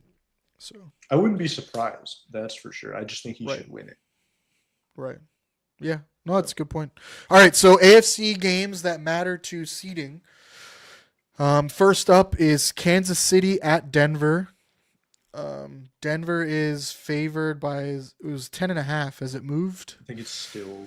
Let's see. I'll check I it think right it's still now. 10.5. It is 10.5. All right, here's a fun one for you. They already have the lines for next week, by the way. They have Denver going to Buffalo. It's already on FanDuel if you want to bet it. I don't know how or why, but it is. What do you think the line is? 7.5. Close. 8.5. Which I think 8.5. is a little rich. The only other game they have listed for next week, and by the way, they have it as January 12th at 1 p.m. So does Vegas know something that we don't? The other game, January 12th at 1 p.m., which obviously means these times and dates aren't real because they don't play 2 games at the same time, is Green Bay at Philly. What do you think the line is in that game? Green Bay at Philly. So because Hurts hasn't cleared protocol yet, I'm going to go Philly -2.5. Really close. That was good. Okay. Philly -3. Philly -3. Okay. And I do Take 'em. think I agree with you. I think it's Hurts. I think if Hurts is healthy, that Hurts is probably healthy, it's goes. 5.5. It probably goes to 5. Yeah, Yeah, 5. 5 and It a could half. get to 6, but Yeah. all right. So back to our game. So Kansas City at Denver. What do you got there? What do you think that? How do you think that game's going to go? Obviously, Kansas City is sitting a lot of guys: Chris Jones, Mahomes, Kelsey. The list goes on. Nick Bolton. They're sitting a lot of guys. Yeah, everyone defense. I'm sure Watson will sit too on defense. Like, from a betting perspective, I love this game. Okay. I think Kansas City is gonna. They're not gonna get blown out. That's just not gonna happen. Maybe they. Depends with what Wentz does, but yeah. Yeah, I don't think they're gonna get blown out. But do you think Denver wins? They're at home. Yeah. Denver should win this game. They're 10.5-point favorites. I bet them at an alt line of Kansas City plus 14.5. Peyton's gonna throw the ball, and I don't think that you talked about it earlier. Kansas City's not gonna show anything. They're gonna play basic cover 2 shell defense probably. I don't even know if they're gonna blitz. I don't think they need to show anything. They're just gonna run. Yeah, just Right. they're just gonna run a defense. Nothing crazy, but I do think they're gonna play though. Like they're still gonna play, and I think on offense they're gonna play too. I don't think they're gonna just like think they will get hand the ball off. Right. I mean, these are like valuable reps for backups for your backup quarterback. Like, yeah, you don't want anyone to get hurt, but it's still, good reps, and you're not trying to lose the game. And Denver's defensive line is going to get after whatever offensive line they throw out there. I would agree with that. That's where I worry about it. Yeah. Well, what do you like in this game from a player prop perspective? Do you like it? Sutton yards. I said play it in my best bets. I said play it all the way up to 82. Okay. That's what he needs. I think it's at like 78.5 right now. I bet it at 62. That shows how much the line's moved. McLaughlin, I think he might. I have him at like plus 25 plus rushing yards in an alt line parlay for plus odds. That was really all I went after. I don't know who's going to touch the ball for Kansas City. Like, we don't know if it's going to be Carson Steele. We don't know if it's going to be P. Ryan. I don't know who else they have back there running the ball. Maybe I'm going to look at some Noah Gray stuff. He's going to play. Yeah, I don't know how much I'm going to touch on the Kansas City side. I think the only guy I'm messing with is Carson Wentz. I like a Carson Wentz anytime touchdown. He's had one in his last 2 starts. I could see him running in this game. He's also likes to run. His last couple starts, he's run. I could see him running against this Denver team. So I would definitely check out what his line are and what his numbers. I didn't see it last, but it's one of those weird ones where I would definitely, if they post the rushing line, I would be all over that for him. Bo Nix might be an interesting one as well. He's at 19.5, and when he runs, he runs. He really runs, yeah. So that's one I could see, going against backups, buying time, whatever. But I definitely like a Wentz one, and I would even be interested in doing like a Wentz rushing ladder if they had it. But I did do a Wentz anytime touchdown. It is plus what was it? It was really high. Plus 950 on FanDuel, which is insane to me. Like that is. I don't even have it listed now. I'm in Florida, so we haven't looked here. But they'll probably list it tomorrow morning. Yeah. Wentz isn't even on. For Denver, I like Mims. I think they've really been going to him a lot. His line's low. It's 38.5. 38. Well, it's high. It's high for him though. Like his numbers. He averages. So his last 4 games, he's averaged like 65 yards a game. Right, so but I'm saying as far as his numbers are, like he was in the mid-20s until but he's been going over. He's averaged 68. Yeah, he's still averaging. Yeah. He's gone over 100 twice. So his line's 38.5. Like I am all over that. Yeah. His receptions is 3.5. I like him at 3. So if you can find it at 2.5, I'd be all over that. But 3.5 is not bad for plus money, plus 130. Yeah. But I really like Mims, breaking a couple big ones tomorrow. What do you think is? I mean, do you think Denver wins this game? I do. I think they definitely should win this game. I don't think Kansas City is anything that special when they're not fully loaded with everybody. And like you said, I don't think they're going to necessarily be trying anything crazy. So Denver's at home too. I think that's a big advantage. And I wonder Kansas if City's Denver's going to be able get. to run the ball. I'm wondering if Kansas City can get there. Did you see they couldn't take off today? They Oh couldn't yeah, get dude, they got a there. big snowstorm. Yeah, Yeah, luckily it was the just south of tornadoes were us, iced but over. Yeah. so What all else right. do you have in So the pocket? next game is the LA Chargers at the Las Vegas Raiders. By the way, these games are all at 4:25, so all the 1 o'clock games are pretty much shit for the most part. Yeah, it's But this game. That's it. they There's put no these 4 o'clock significance. games that matter for seeding all together. So Chargers at Raiders, it's at 4:25. I thought the spread would be bigger. Um, I was a little surprised by that. I know that the Is Raiders it? have been Is it winning. It's in Las Vegas, and the Raiders have won back to back. I think right. what is it like 5.5, 6? It was 4 at one point. I'm trying to find it now. For some reason, I'm blind and can't see it. Let's see if I can find it. But I think my book is Raiders. not have it. Is it not on? It's not on my book. It's not listed Yeah, they pulled it. I don't know why. I wonder because if of that's this just- game. It's because of this game right now. Because if if Pittsburgh wins, is that why? uh, Or if Pittsburgh loses, yeah, I thought the Chargers have to win to move to the 5 seed. I They think if the do. Chargers lose and the Steelers lose, the Steelers are still the 5 seed. Is that yeah, right? but if they pulled it probably because if Pittsburgh wins, then the Chargers are locked into the 6th seed. Right, I agree with that. That's okay. what it is. So we'll go with last looked. It was -4. Do you obviously if the Chargers are sitting people, then whatever, right? Like Yeah. this game is going to be brutal. We'll have to wait and see the betting. Watch the show tomorrow, 10 a.m. No one to blame. We'll be talking bro, that about was this a game for brutal sure. sack. That was bad. He held that forever. Way too long. Got to kick the Oh, is he field hurt? goal. Oh, he is hurt. Uh-oh. You never know with him though. He likes to play around a lot It's and like act like Mahomes, he's man. really hurt. He is, but we'll see.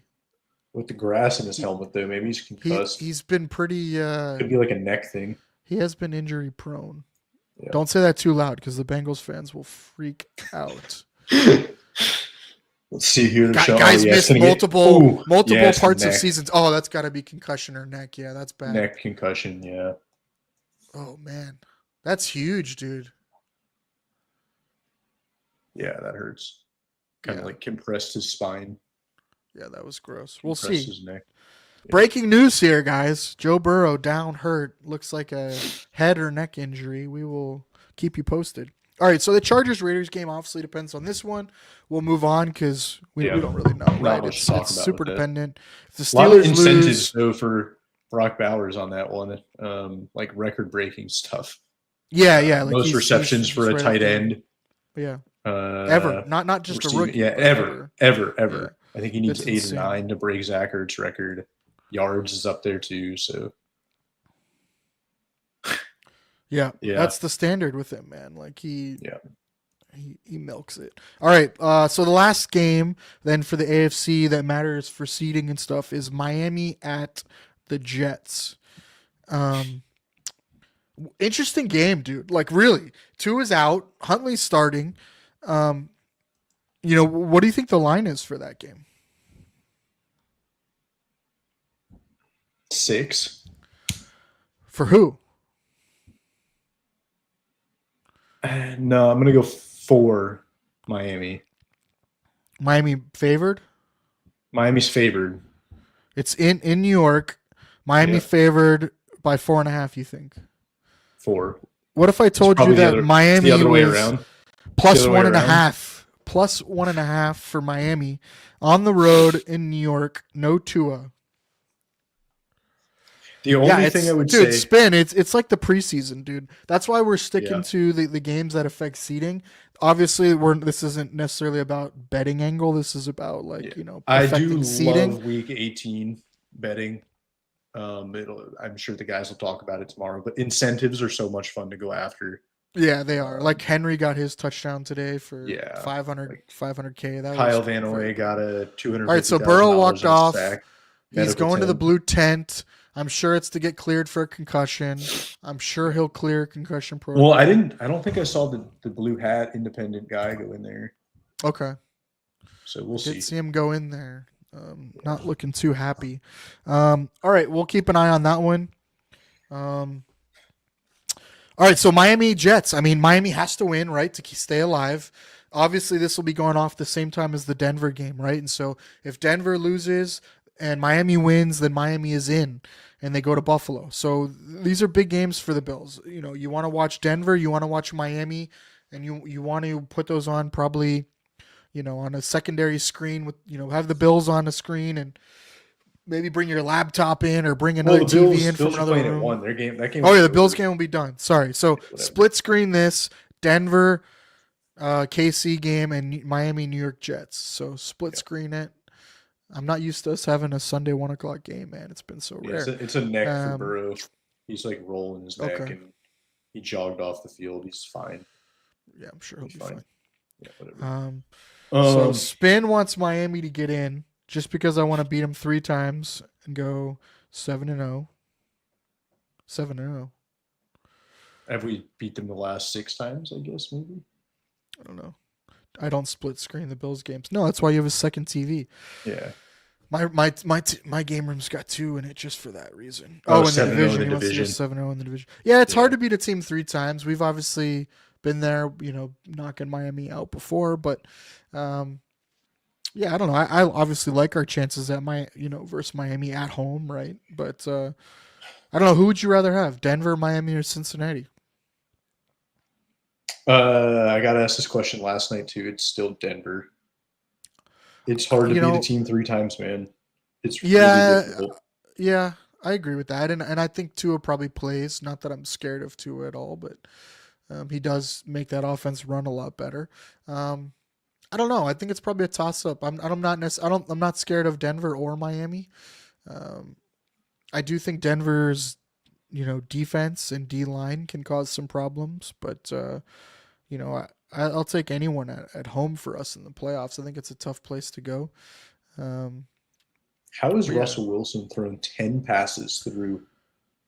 Arthur Smith. That's how. Arthur Smith is one of the worst 7 minutes left in the offensive third quarter. minds in the history passes. of football. Dude, I don't understand him. His personnel usage, his play calling, he's awful, and he keeps getting jobs. Going all the way back to last year. My mind. Yeah, dude, in Atlanta, he was atrocious. Oh. So, anyway. All right, so that's the matchups for I don't really care about that game. The only thing I would love to see Aaron Rodgers get stuck at 499 passing touchdowns. That would be funny. It would just be funny. I do wonder, is really Devontae Adams playing that game as well? I know he wants to rack up stats. Yeah, they're gonna play, man. They've been eliminated for weeks. Why would he? I know Devontae really wants to catch Rodgers. I know he needs yards too, to get to 1,000. Yeah.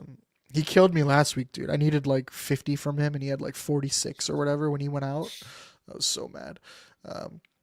All right, well that's the games of that matter at the 4:00 window. So the Bills game's at 1:00 at New England. It's on CBS. The announcers will be Spiro Adidas on the play-by-play, Adam Archuleta as the color commentator, and Aditi Kikabwale. I always mess that up. On the sidelines, Bills are favored by 3.5. The total is 36.5. We'll get to some storylines, and then I pre-recorded earlier with Pete Collins of the Fox Fellas podcast, so I'm going to play that for you in a little bit. Donnie, are you going to stick around till after that, or are you going to head out before? Because I know it's getting late for you, but yeah, it's getting by the time. How long is that going to go for? About an hour. I think it's like an hour. Yeah. Okay, we'll play it by ear. We'll see what happens. I might be awake. I don't know. Okay. Well, we'll get your stuff beforehand. We'll talk about some news then. So for the game on the Bills side, Terrell Bernard's already been ruled out with a quad injury. He didn't practice Mark this Cooper. week. It's obviously resting. Hey, one at a time, my friend. One at a time. Try not to think that Terrell Bernard might miss next week. So Right, and so that's the talking point. Is it just extra rest? A quad, is I'd rather a quad, I guess, than like a hamstring or a calf. they said But that he was somewhere between day to day and week to week, which means that he right, is probably right around about a week and a half. Because day to day means you probably are going to play that week, but if the right. game is big, week to week Do we means know you're if missing he's 2 to 3 traveling? weeks. Is he traveling with the team? I don't know. I don't know if it matters. Well, usually, like you don't want to be flying and stuff, and he can Yeah, rehab better not traveling. But I they're would. only gone like 36 hours or whatever. Yeah, Not it's a even. short flight. Um, I think they fly that morning, right? So, Yeah, either way. um, no, they'll fly. They flew today, this afternoon. Today. Yeah, so we'll see with him. Obviously, that's huge. We need him healthy. I obviously like him not practicing and sitting, but that's definitely something to watch. Now, in his place, though, you get Buffalo Joe, man. Joe Andreessen getting the start. That'll be something to watch. That'll be really fun. I'm looking forward to that.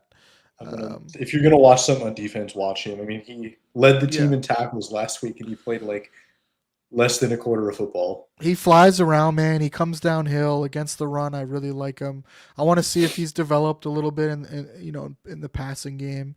It's a great chance for him to get really, really valuable snaps. If I saw this thing, since we're on the topic of him, I saw someone posted a video. It was probably on the Twitter machine. You could write an entire story or make a 30 for 30 all Pickens. Oh, he dropped it. Jesus, dude, that's brutal. Oh. That is brutal. You could write a 30 for 30 on Buffalo Joe if he played in the Super Bowl somehow and recovered a fumble or like made a play on special teams. Oh, like, 1,000%, dude.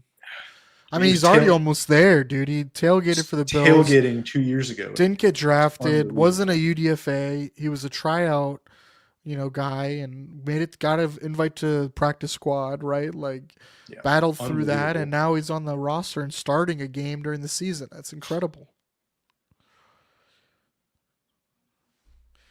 That's the Russ Wilson way, dude. That's all he does. They like to blitz him, and then he gets his one-on-one on the outside, and he throws it deep. But in his defense, the play was there, dude. He hit the guy. He hit Pickens hit in him the in the freaking hands. hands, man. So I don't know. I could argue against it. He also demolished us, man, when he was with Denver on those third down deep shots, Oh, dude. God, God. to Sutton, brutal. I mean, he already did it once tonight to Mike Williams. I need him to throw some to Austin, man. Jeez. Or Fryermuth. All right, so the other one you alluded to was Amari Cooper's been ruled out. Not a big surprise there, right? Most people I think would have been more surprised if he played, but he won't travel with the team due to a family matter. So hopefully everything's all right with him. Hopefully, it's nothing crazy, nothing major. Hopefully no one, is sick or died or anything like that. But our thoughts are with him, and hopefully he's back and good to go Tuesday in the building to prepare for the playoffs, man. And we'll see. Maybe they're in the building Monday, depending on when the Bills play. So those are the other two big news items. I guess on the Patriots side, which I talked about with Pete which I don't think we've gotten clarity on, is May starting? How much is he going to play? All that stuff. We saw a little bit with the Bills as far as call-ups and news like that. Were you surprised with who the Bills called up or who they didn't call up or anything it was like Tuhill and it was Tuhill. who was the other one? Was it Line? It wasn't Was it a offensive linebacker? line. No, it was an offensive lineman. Yeah. Will Clapp. Yep, Clap. Clapp. So you got to think it's is it SVPG? Is he gonna start at center? Is Clapp gonna Yeah. start at center? Who's gonna Probably play the guard SVPG. positions? Is it gonna be Alec and SVPG playing I guard? have 'Cause I know have a they'd serious. to get- I have a serious. I'm surprised they didn't call up more offensive linemen. They I don't they even- get an extra one because of the rules. Okay, Um, and I say that just because like Alec is a really important piece of this offense. I don't necessarily Yeah. know if I want him out there that much. well, you can only call up two guys though. Right. is the But I problem. mean, Because that's why they had to sign Mike White to the active roster because yeah. Josh is starting. So you're really hamstrung with the rules, right? I mean, you can only sit 6 guys as far as, not dress them, right? Um, Everyone else has got to dress. And then yeah, so you're gonna see starters playing. Starters have Well, to play. he said, I mean, McDermott said Hamlin's going to play a significant amount of time in this game, and then Rapp is also going to see a decent amount on the They have defense. to. You could only sit so many guys, like I said. Yeah. So and then yeah, wide receiver is gonna be interesting. What do they do there? Um, And they didn't call up Davidson, so they're they running. can't. He already had 3 He had activations. three. And now, Yeah, he had that 3. was part of the problem with a couple of the guys. So we'll They probably already see had 3 Reggie play a little bit activations. more tight end.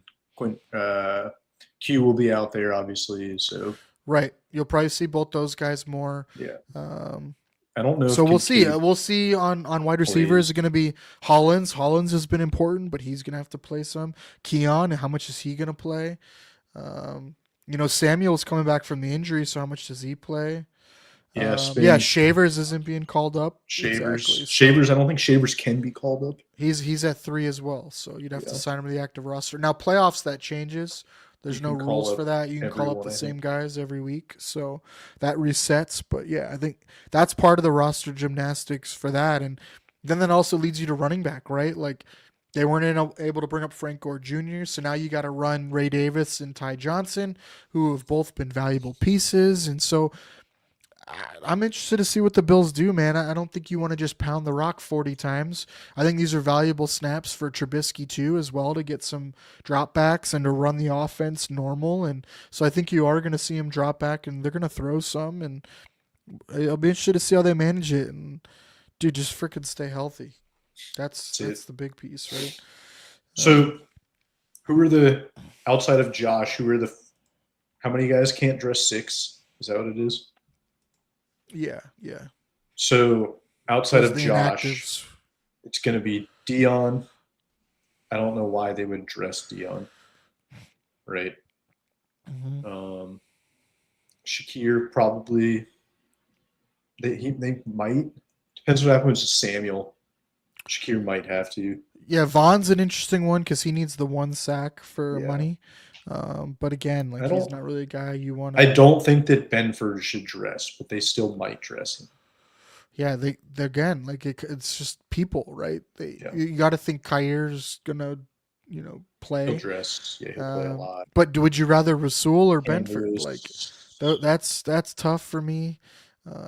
Linebacker is interesting. Outside linebacker, right? Like, do you really want your third linebacker playing a lot? I don't think It's so, going to be man. Dorian and Joe. I don't want Dorian playing, man. That's the thing. Like, I think that's where I'd rather have their, 5th or 6th linebacker of, Ulafosio or, Or someone playing. So they just signed on the active roster 2 weeks ago. Nick Moreau. no, they got rid of him. Oh, they cut him. Yeah. So it's got to be Ulafosio or Dorian Williams. So Yeah. there's a lot of interesting things to talk about.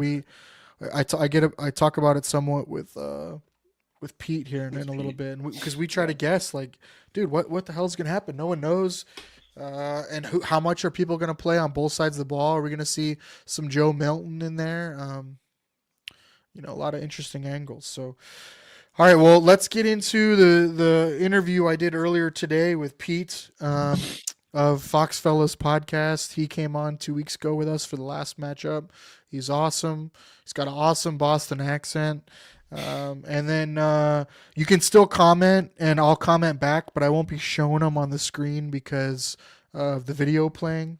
So please keep commenting, and I'll comment back to you in the chat box. So Elam and Ingram as boundary, Lewis at nickel, Hamlin, Rapp safeties, Buffalo Joe, and Williams mixed with the other linebackers. Yeah, I think so. I think it's pretty It's accurate. probably And depending on the type of defenses they want to run, what they're gonna do, but yeah, I could see them for sure.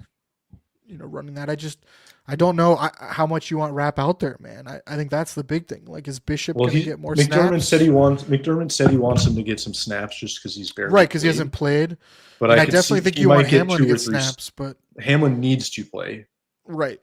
And Right. he hasn't played in 4 weeks. You're gonna have Bishop then come in for Rapp, or you're gonna have Cam Lewis go back there And then what are you going to do? I think they'll both be back there. And then at nickel, Ingram, Who's your outside corners then? You got Elam, Elam and who? yeah. Right? So you're going to have to start a starter in the secondary. Yeah. So we'll see how they mix that up. Definitely something to watch. All right, we'll keep commenting. No. We forgot somebody. We forgot Codrington. Oh yeah, you're right. Codrington's definitely going to play Codrington on the will outside. play. You're right. Yeah. So that'll leave Lewis in the back. So hopefully Bishop doesn't play, and then they can rest Hamlin and Rapp after they get the reps that they want them to get. So. Yeah, Codrington's going to play a lot.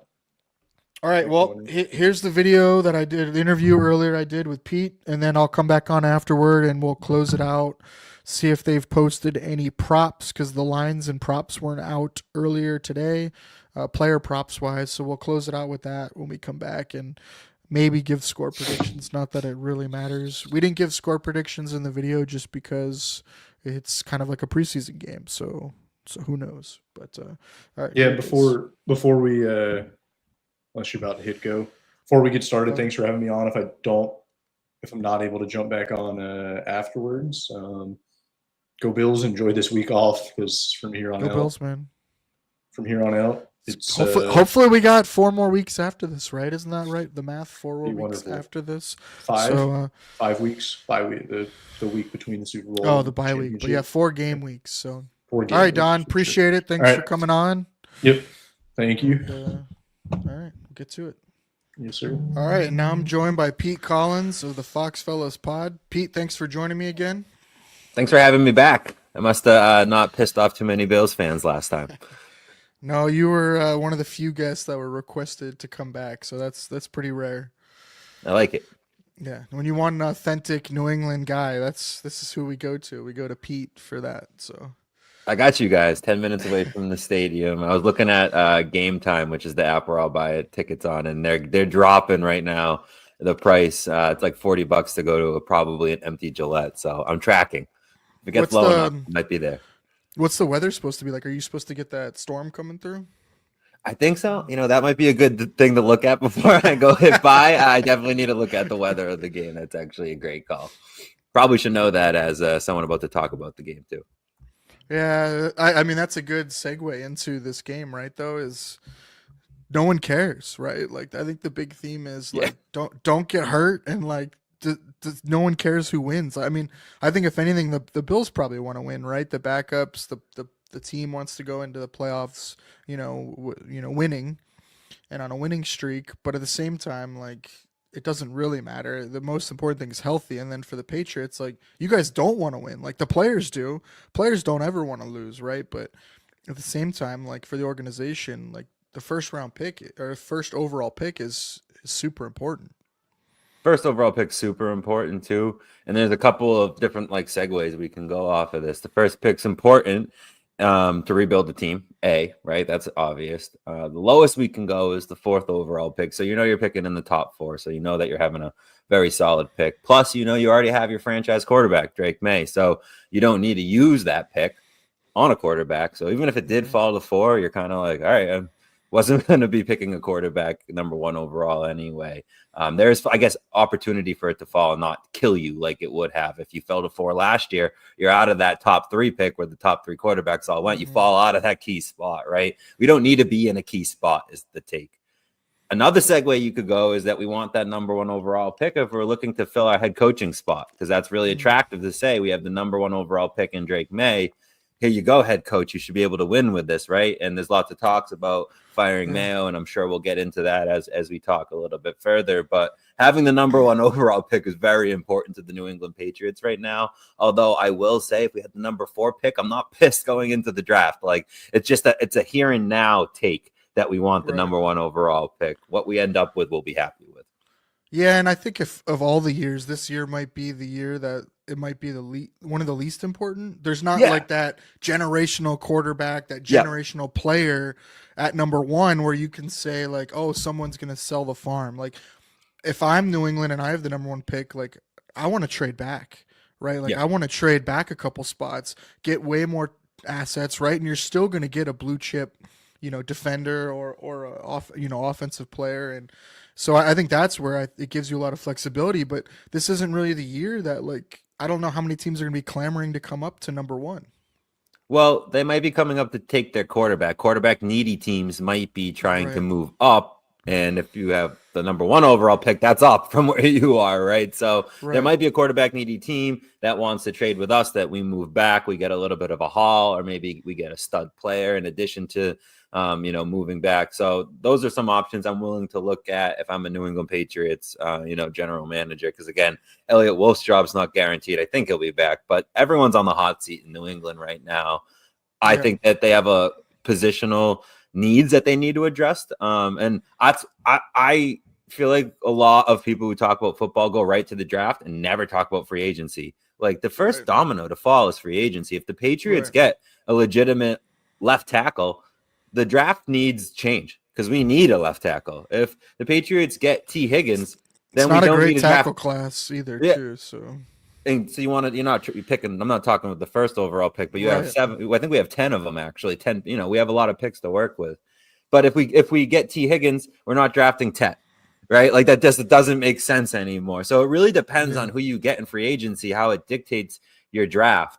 And I feel like skipping to the draft and who you're going to pick in the draft is sometimes a mistake, because you really should be, who should we be getting in free agency should really be the first conversation. And how does that dictate who we draft? Because the Patriots have their quarterback, and now it's just time to build. We have a cornerback too. Christian Gonzalez is nasty. So we have Yeah. a key piece on both sides. Now let's go. Let's start morphing around these two players.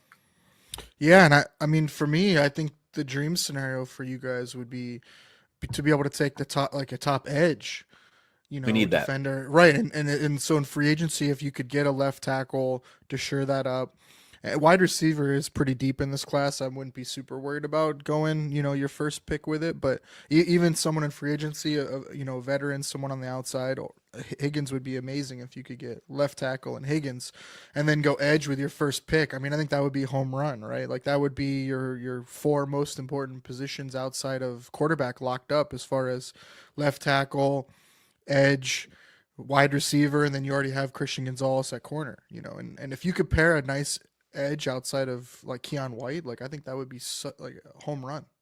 That's what Keon White needs. Right. He After does. watching this whole season, he needs something on the other side, like a Yep. speed edge rusher, I would say. Barmore and Godshaw are great up the middle. Godshaw Right. stops the run. He's one of the most effective D tackles at tackling. Figure that second word of his position. Second. I think over the past 5 years, he has like 50 plus tackles, which is the only D tackle to do it over the past 4 years, maybe it might be, but whatever it is, very consistent. Barmore really showed out last year. The blood clots are a huge question mark, but Hmm. Keon White, clearly a fine pass rusher from the other side, more of a power rusher, right? So to complement him over the other side with a speed edge, and especially have it be a young guy that you draft this year, would make a total sense, trying to the drive to get back to the playoffs, which I think the Patriots could consider themselves on. And I don't think they're as far away as like the Jets or like some of these other teams who are in really poor condition. The Patriots, although they might get the first overall pick, indicating they're the worst team this year, I don't think are in the worst position this year. I totally agree with that. I mean, I think it's the O line that needs to get shored up, and that would make the biggest boost, right? Now that Yep. you have the quarterback identified, a good O line can turn that whole team around, and that's kind of where, like, between free agency and the draft, like free agency for me is not necessarily about the big names and the home run. It's about building that quality depth. Those legit guys that can come in and be starters and rotational guys. Like I think that's where you hit the most in free agency. I think it's when you go for like, the all the big names and the big money. You see teams do that every year, right? And they spend a ton of money and they go backwards. The Titans this year, the Jets. The Dolphins have tried to do that. Like, I don't necessarily think that's the best way to do it, but I totally think you can go more middle of the round guys, and find just quality pieces in there that can build your depth, and that's what New England to me has been missing. Like, not only have you missed starters, but there's not even depth there. Like the roster is just so thin. It's super thin, and it's quite the opposite for the Bills, which will make this interesting matchup on Sunday where you play your backups, which could start for our team because of how thin we are. You're Yeah. absolutely right. And drafting in the middle of the rounds to find the depth pieces makes sense if you have somebody that can scout and draft. If you are the Patriots, however, the only draft pick that we hit on was Drake May. Everyone else has been a bust. And the Yeah. only one that I can say isn't a bust, the two offensive linemen, Layden Robinson and Caden Wallace. Caden Wallace just returned from the IR, played 15 snaps last week. And Layden Robinson played all of the snaps at left guard last week. Neither of them have been impressive in what they've shown when they have played, but they're rookies. They're not playing alongside other impressive offensive linemen to help them out and cover up some of their rookie mistakes. They're all getting exposed. But they should progress in year 2 and year 3 and hopefully they get better. Hopefully they don't stay this bad, is kind of the hope there. So that's actually one of the things, that I'm looking at. I'm looking at 3 main things. And one of the things is the offensive line this week. The entire offensive line is unnoticed, maybe besides Mike Onwenu. Mike Onwenu is the only one that I think can go out there week 18 knowing he's going to be back week 1 of next year. Like he's kind of like locked in. Everyone else pretty much could be either shoved down the depth chart or just not on an NFL roster based on how bad they play for the New England Patriots. And 2 of those people are Layden Robinson and Caden Wallace. I'd like to see them play. It was great to see Layden Robinson take all the snaps. Caden Wallace should play right tackle more this week than Jacobs. Jacobs is a terrible right tackle, so it would make sense if Mayo started to think about playing some of these other guys. Which kind of leads me into the other takeaway that I have is what Mayo chooses to do with this offensive line, what he chooses to do with some of these other players in this game, because his coaching job is on the line. If he was sure that he was coming back next year, it would likely sit Drake May. He would likely sit Anthony Jennings. He would likely sit Kyle Duggar. He would likely sit Hunter Henry. All these guys are lingering injuries they have. He might sit some of his veterans and allow some of the pieces behind those veterans that haven't got a chance to play all year step up and get an opportunity. That's what he would do if he knew he was going to come back next year because he wants to start planning for next year. This season's completely over. Plus, losing this game, that's good for the franchise and getting that number 1 overall pick that we talked about earlier. So if you're back next year and you're sure of it, that's what you do. If you're coaching for your job, can you afford to do any of those things? And the answer is absolutely not. So one big thing to watch this weekend would be is how is Gerard Mayo approaching the game? And that will tell you how hot his seat is. If his seat is burning hot and he has to stand up, he'll be playing everyone all game and Drake May will play. If he is coaching, just another casual preseason type affair, Drake May will likely probably play as long as Josh Allen plays. Especially with a questionable wrist injury that came out of nowhere. And I saw that. I was going to ask you about that. Like, what is the deal with that? Is that real or is that just a way to maybe sit him? Yeah. Yes, it's a way to sit him. It's 100% way to sit him. Last week he got blasted in the head too. I saw that, man. He got rocked. If that was Patrick Mahomes, I'm sorry, that guy would have been thrown out of the game. But Drake May doesn't have that status yet. He absolutely got cracked in his head and had to take a series off. I think it was, and the horrible Jacoby Brissett came out, which is just the worst. So I don't want to see that. Please give me Joe Milton. If you're gonna play anyone, at least play Joe Milton for some excitement. God, I do not want to watch a whole game of Jacoby Brissett. It's a home game, so in a meaningless game too. Jacoby Brissett's fine, and when the game matters, whatever, maybe he can manage something. But as far as this kind of game, this is an exhibition. This is a preseason game. Give me some volatility, give me some action. Please give me Joe Milton, right? Why not see too if he can be your backup next year, or if he can't be your backup next year, and you have to bring in another veteran to stick behind May in case of a May scramble and concussion, which feels like it could happen. Each season you have to have a backup for Drake May. You can't, it's not like the Brady thing where you can just have no backup and just kind of roll with whatever and not care who your backup is. You have to, I think, unfortunately for the Patriots and the style of quarterback that we have, we need to have a decent backup. And that O-line.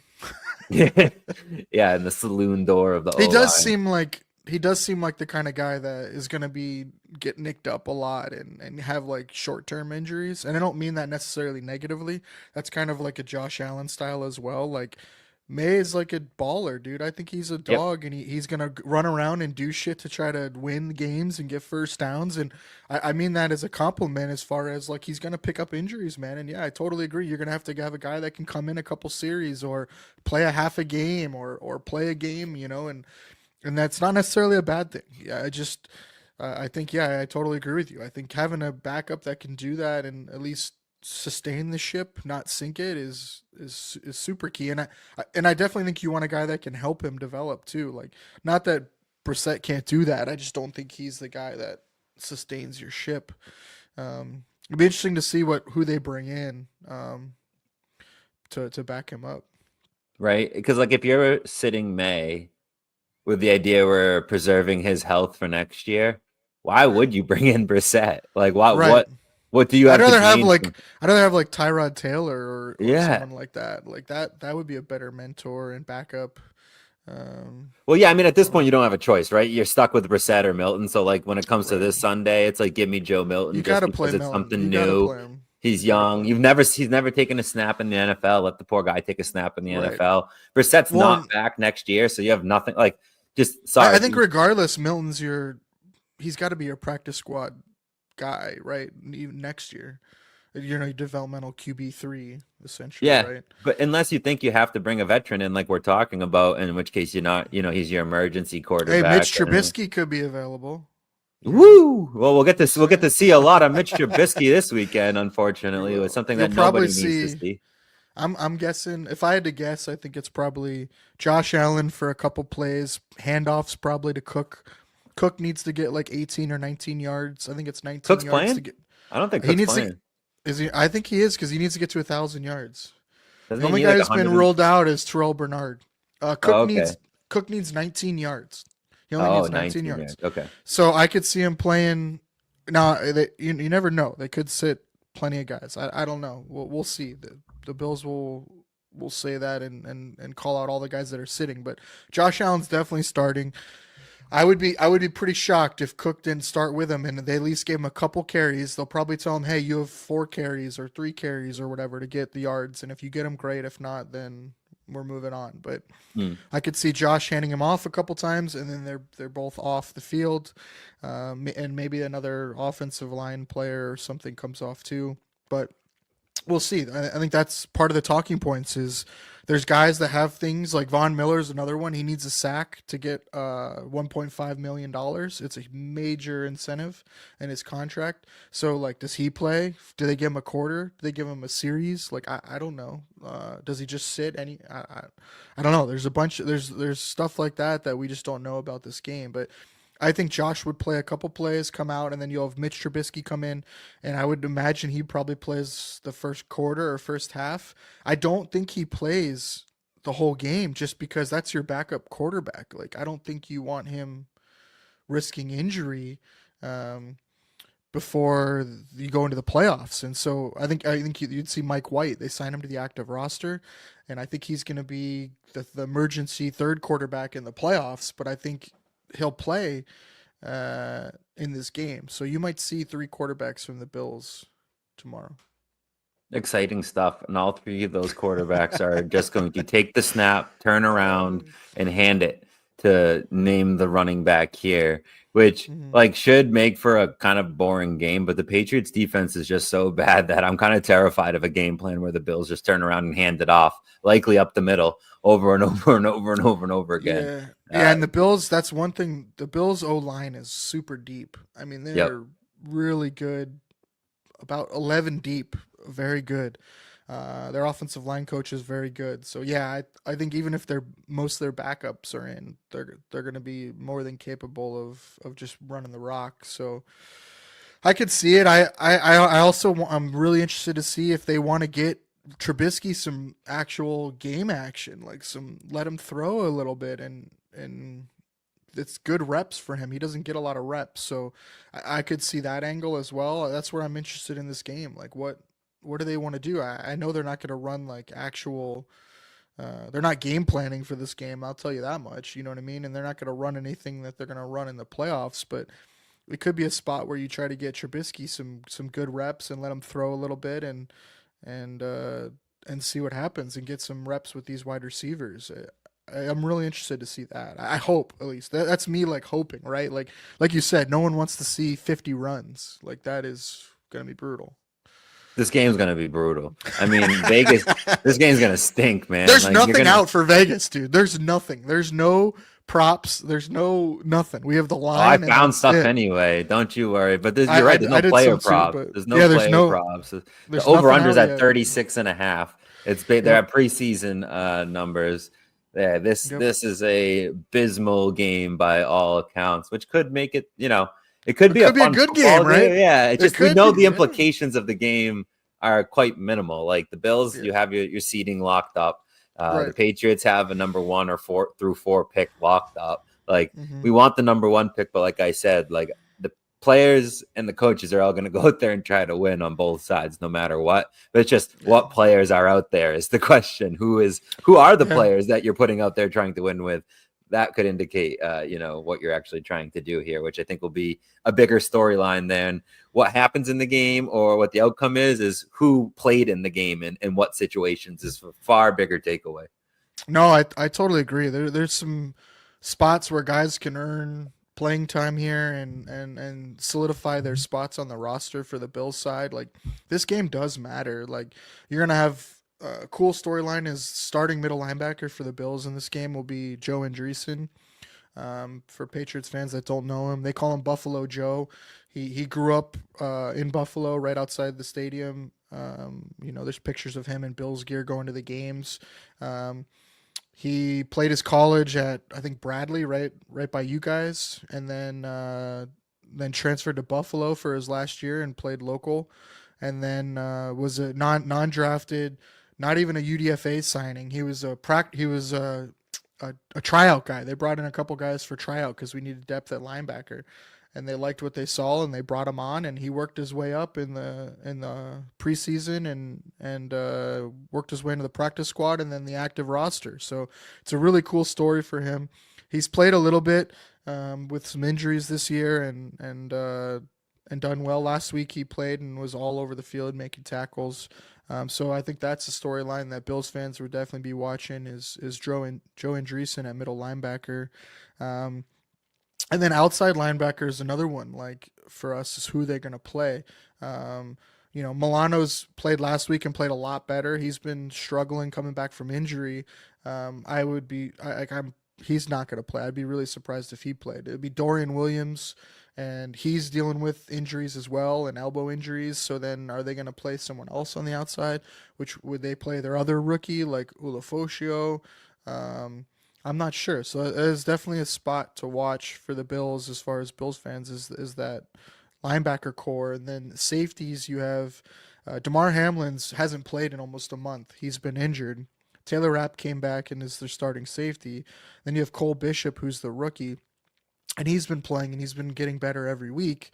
So who do you play back there? Like if there's talk that Bishop might be the new starter and Hamlin then goes to reserve, well, is he healthy? Is he going to play? I don't think you want to play your starting safeties back there, but at the same time, you want Bishop to get reps. Cam Lewis would be the other guy that could start back there. He's rotated in there. He plays in their dime packages, plays some nickel, stuff like that, but they've had him play at safety as well.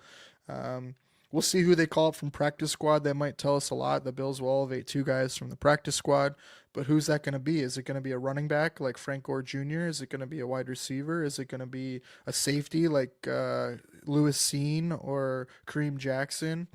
We'll see. I think that's an interesting one for the Bills as far as who do they rest, because you can only rest so many guys, and that's something definitely to watch is who's the 6 to 8 guys that essentially rest this game.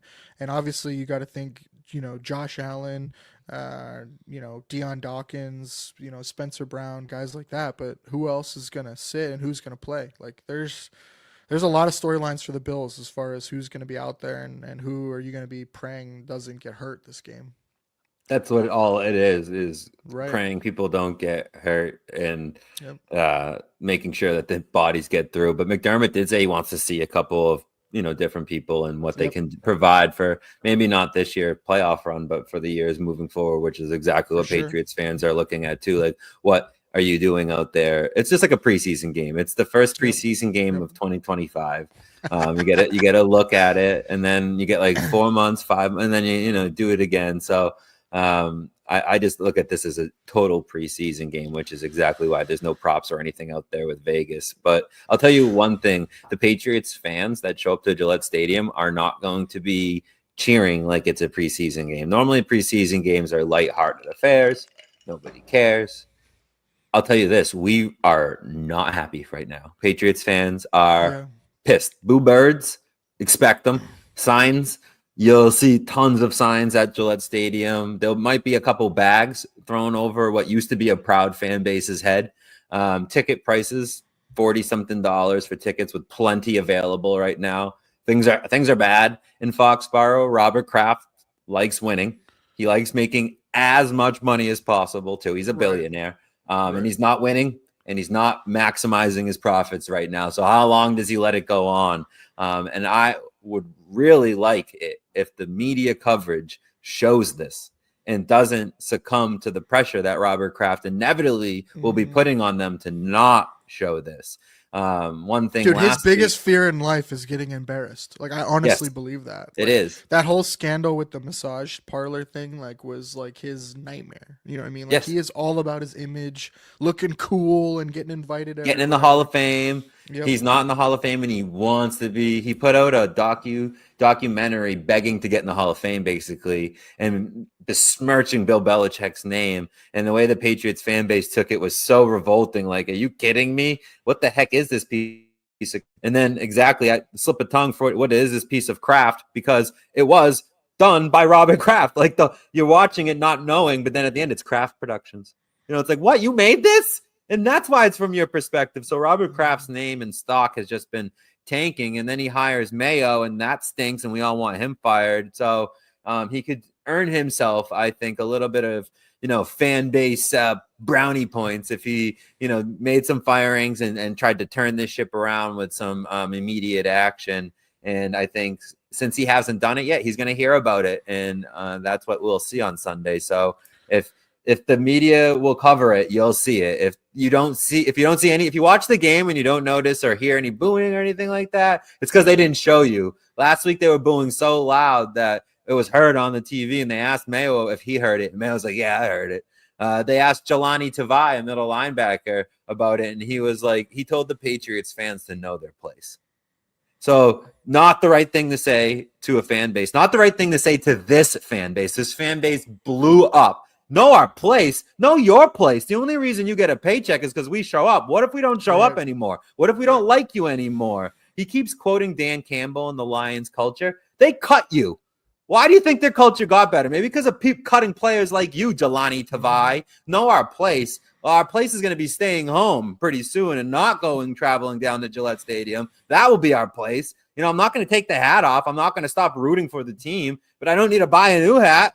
I don't need to up my gear if this team blows, and you blow each year. I mean, congratulations on 100 tackles, but you can't tackle unless you're in space. It'll put you out there one-on-one, and you stink. I would cut you too, Jelani Tavai. So know our place. There's going to be a lot of signs that if you see a signs hinting at, is this our place? Or, there's some signs where they cross out, do your job, and it will be replaced with know our place, like things like that. Like, that's what they're playing on, is that idiot making those stupid comments to the media. And is also a reflection. I think it looks horrible for Gerard Mayo. Gerard's like fighting for his job, and he has his players out there speaking off. And so, I mean, Mayo did call him into the office, called him into the principal's office and sat him down and said, we won't be doing that.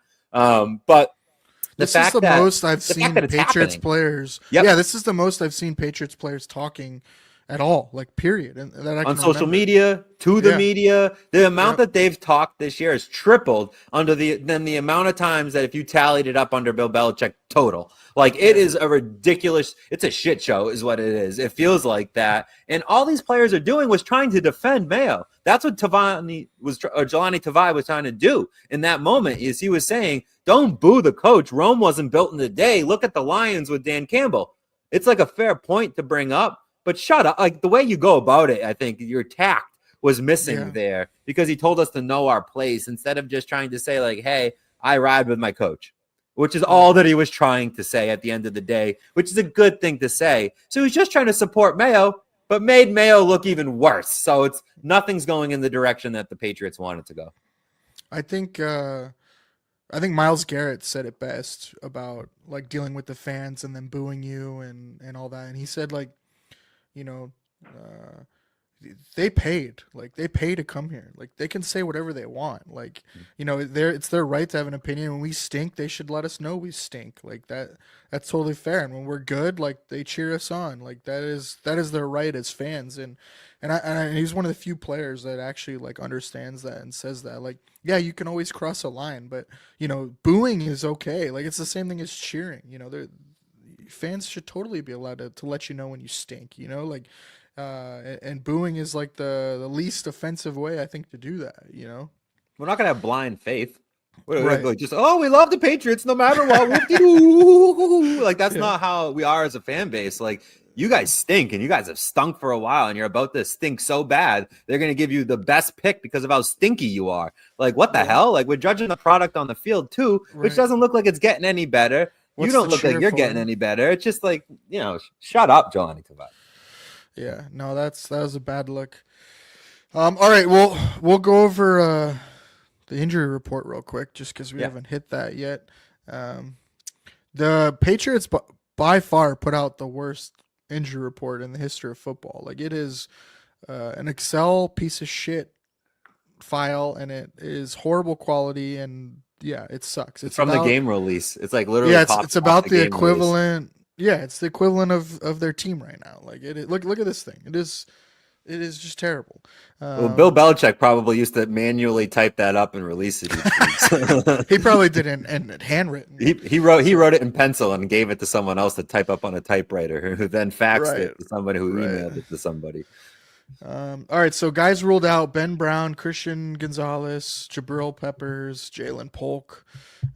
Questionable guys: Kyle Duggar, Hunter Henry, Anthony Jennings, Titus Leo, Drake May. There's your guy, Taki. I do like a little. I do too.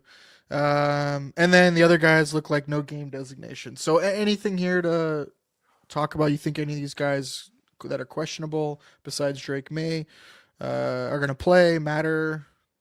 Any insight into that? Yeah, so Ben Brown being out, he was out last week. We saw Cole Strange come back from IR and play for him. Ben Brown stinks anyway, so Cole Strange is someone that we potentially could look at to back up David Andrews or take over for him when he inevitably retires. Christian Gonzalez got a concussion last week. Makes no sense to rush him back. He probably didn't clear protocol, so it will be nice to see what Alex Austin can do and what the rest of the secondary can do with him not on the field. Last week they got torched 40-7 by the Chargers, so not much. Jabril Peppers kind of the same thing, which links it to Kyle Duggar. Kyle Duggar also being out means you have no safeties. So maybe you see some Brendan Schooler, who was the only Pro Bowl player for the Patriots on the special team side of things. But the most important takeaway would be Jalen Polk, the rookie wide receiver who has just flat out flopped his rookie year. It provides the opportunity for Javon Baker to get some reps. And it would just be like the perfect irony of the season if Mayo stuffed Baker down the depth chart all year, and then in week 18 he allows him to play and he goes 9 catches for 105 yards and 2 touchdowns and loses the Patriots the first overall pick because you've been hiding this gem. It would just it would serve the Patriots right. It would I'd love to see Baker go off for like 100 plus a touchdown or 2. That would be awesome. I loved him. I wanted the Bills to draft him so bad. like we deserve it too. We deserve Baker to pop off and lose us the overall pick. It should get Mayo fired a little bit quicker. Be like, why the hell didn't you play this guy all year? Jesus. But it also might be Baker plays and he looks absolutely terrible. And it's like, well, that's why Baker didn't play all year. So it's interesting to watch Baker hopefully get some snaps with Polk being out. But Booty will probably get more of the snaps. He's been playing a lot lately and shining. Rightfully so. He should get these snaps. But there's not too much else to see here. All those questionable people, Drake May, Taki, Jennings, Henry, Duggar, they all, should play. Maybe not Taki, but they all should play and are just unquestionable because like they saw the trainer to work on something this week. They're not truly in question of playing this game. They just need to be marked as such. So those are why I listed those players specifically earlier when I said if you see them playing, it means that Mayo's coaching for his job. If you see them all sitting, it's likely that he's like, nah, dude, you guys are all injured. Like, don't play in this meaningless game that I don't actually want to win because I'm coaching next year. I want that good pick, right? Like, he knows it. Like, I know he knows it. So who you put on the field can help you lose. He's never going to coach to lose, but he can put players on the field that help him accomplish his goal of losing, which, that is, I think, the storyline for the Patriots this week is what does Mayo do? Right. No, I totally agree. All right, the Bills one's a little simpler as far as the injury report. Terrell Bernard's ruled out. He's got a quad injury. It's pretty worrisome going into the playoffs. Hopefully resting this week and through next week, he can work back and be good to go. Him missing the Kansas City game last year was pretty massive, and a lot of people think if he played, the Bills potentially should have won that game. He really needs to be healthy and play. So that's definitely something to watch for the Bills, but good that he can sit and rest this game. Otherwise, it's going to be probably left up to McDermott on who he wants to play, who he wants to see, and how many guys he can rest. Like we talked about, you can only sit so many guys. You can't rest a full side of a offense or defense. So some starters are going to have to play, and I'm sure they'll rotate. And we'll see. The D line is pretty deep though, so I'm not too worried about there. Like I'd imagine like Ed Oliver, Daquan Jones, like those guys might not play. Von Miller, we'll see with his contract status. We talked about the linebackers. It's going to be Joe Andreessen, and then I don't know who's going to be their outside linebacker. We'll see. Maybe Dorian Williams. He did practice in full. He's your third linebacker. So I'm not sure if you want him to play too much. Safeties is one to watch. Who starts back there? Who plays? Cam Lewis, like I said, is one of their backup safeties, and he's on the injury report and been limited, and he's been nicked up with a shoulder. So how much they want him to play, we'll see there. So the defense is one more to watch for the Bills with who plays and who's healthy. The offense is fine. They have plenty of guys they can rotate in on wide receiver. I'm sure you'll see like Curtis Samuel get more run. Maybe they'll give Keon a little more. Some reps. He plays a lot when he's healthy though. Like Keon Coleman plays like 80 plus snaps or 80% of the snaps when he's healthy. So he's an interesting one. Whereas like Amari Cooper, who's their wide receiver one essentially, or at least their X, he plays like 30% of the snaps. So definitely something interesting to watch is what the Bills do at wide receiver. And then like we talked about as far as running the ball, like who's gonna carry that if the Bills go run heavy? How much do you want to use Ray Davis, who gets quite a bit of snaps regularly? How much do you want to give Ty Johnson, who's the Bills love, and he's your third down back and your best receiving back? It'll be interesting. Like, do they call up Frank Gore Jr. and just give him a bunch of carries? So that's another interesting one to watch for the Bills. But overall, they're pretty damn healthy, and hopefully it can stay that way. Going into the playoffs. For you guys, what would you say what is optimal outcome for the Patriots in this game? A loss. That's it. A loss so bad that Gerard Mayo must be fired. That would be the optimal outcome for the New England Patriots. That's so. What does that look like? Is it like 40-3 against backups, the Bills backups, or something like that? Like what? That's plausible. What would push it? What would push it over the edge, though, for him to get fired after this game? Like, what changes what's already decided for Kraft? See, that's the thing. I was like, I have no idea why Kraft hired him without doing an interview process. I thought it was a horrible approach towards because they guaranteed him. I thought like years. Yeah, they locked it in his before, contract right? while Bill was here. They said you're going to be the next guy. Like, don't you want to interview and like compare and contrast and pick the best person? Like, I don't know. That's how every other place interviews, almost like mandatorily. Like sometimes they'll be like, hey, you should interview for this job, and then you get it, and it's like, oh, they picked me before. Like sometimes those scenarios occur, but like you still have to interview, and they still bring in other people like to make sure they're not making a mistake. The Patriots didn't do that. So but to answer the question, like what would be a fireable offense? Like I don't know why he was hired in the first place. So like I don't know how he could get fired. I don't know what he needs to do to get fired. But they did say, the media said, it would an utter collapse was what they said would take to get Mayo fired. And last week was a good first step into an utter collapse of the last 3 weeks. Going up 14-0 against you guys in week 16 and then only losing by 3, I thought was like a good thing for like, oh crap. Like, right. I agree. Patriots look good. I wish we got demolished instead. Like we lost by 3. That helps Mayo's case. Look, I just Super Bowl contenders. I hung in there with them. Like look at that, right? But then he shows his true colors against the Chargers. So if you get demolished again, like you said, 40-3 or like some 20-point margin, I would say, look, you got demolished the last 2 weeks of the season. Your team showed no fight, which I think will be a more important thing is like how you lose, which is the overarching theme of the season. If you ask Patriots fans, are you okay with 3-4 wins and Drake May is an absolute stud? You're like, yeah, sign me up for that season. That sounds great. It's just how it's all happened. It's been disgusting how it's looked. So that's what we're upset about. And that's what we're looking at. We know we're going to lose, but how disgusting does it look? So the disgusting meter, I think, will be a factor for Kraft, not so much the score. Yeah, right. Like, let's say the Patriots go out there and win by a touchdown or 10 points or whatever, or even if it's a blowout the Patriots way, like how do you feel good about that, as a Patriots fan? Depends. Does Drake May go out there and sling 4 touchdowns and look really good and like dice up, some decent backups? It's like Drake May just took another step towards being an absolute stud. Did we see Alex Austin intercept the ball? And we're like, wow, that guy could be our CB2 next year. Did we see, I don't know, some other player that we weren't expecting or that we've been kind of keying in on? Did we see Layden Robinson step up at left guard? Did we see Caden Wallace play right tackle the whole game and look really good?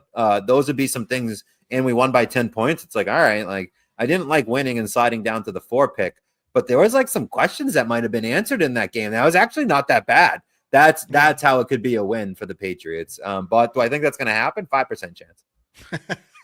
Yeah, and I mean, like we talked about, like sliding to the 4th position is not the end of the world here. Like for us, you're still going to get exactly, because you don't need a quarterback, so you're still going to get a top edge, a top weapon, wide receiver, whatever you want, like corner if that's the way you want to go with Travis Hunter, whatever. Like you're going to have your pick at 4 of one of those blue chip guys. So I don't think sliding to 4 is that big a deal. I think it just takes the trade back option from 1 off the table where you could really stockpile assets and really build. I think that's the dream scenario, right? Is trade back from 1 with somebody who gives you the farm essentially.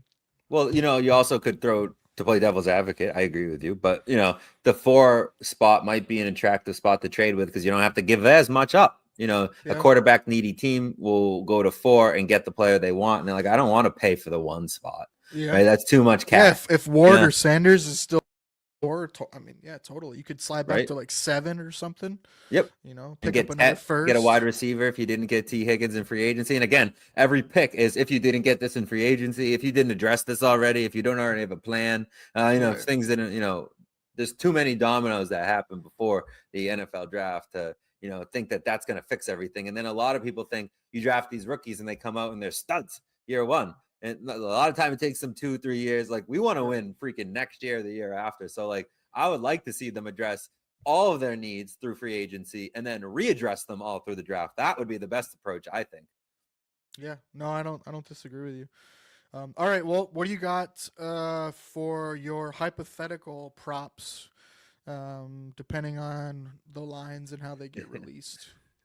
Well, so on my show, we have a season-long competition where we pick against the spread, over under and we have a Patriots Bills prop and a long shot prop. And my show was last night, so my co-host and I were forced to pick props based on what was available. So I'll tell you what I picked, and then I'll give you a couple other thoughts too here. So I think the Bills win the game because the Bills wouldn't mind winning the game, and the Patriots have all the reason to lose. The Bills want to win. The Bills want to win this game. Let's get that. I mean, they want to win. The players going in there for the Bills, they want to win. They want to show out. Like, this is not a lay down game for the Bills. I totally agree with you there. Like, they do want to win.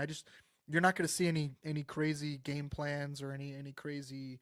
They don't need it. Trust me. Right. They can run out the most vanilla plan and it'll be preseason style, right? Game plans, right? Like minimal, nothing crazy, just line up and play. And I do think the Bills have the better talent when they line up and play, especially if Drake May is not playing.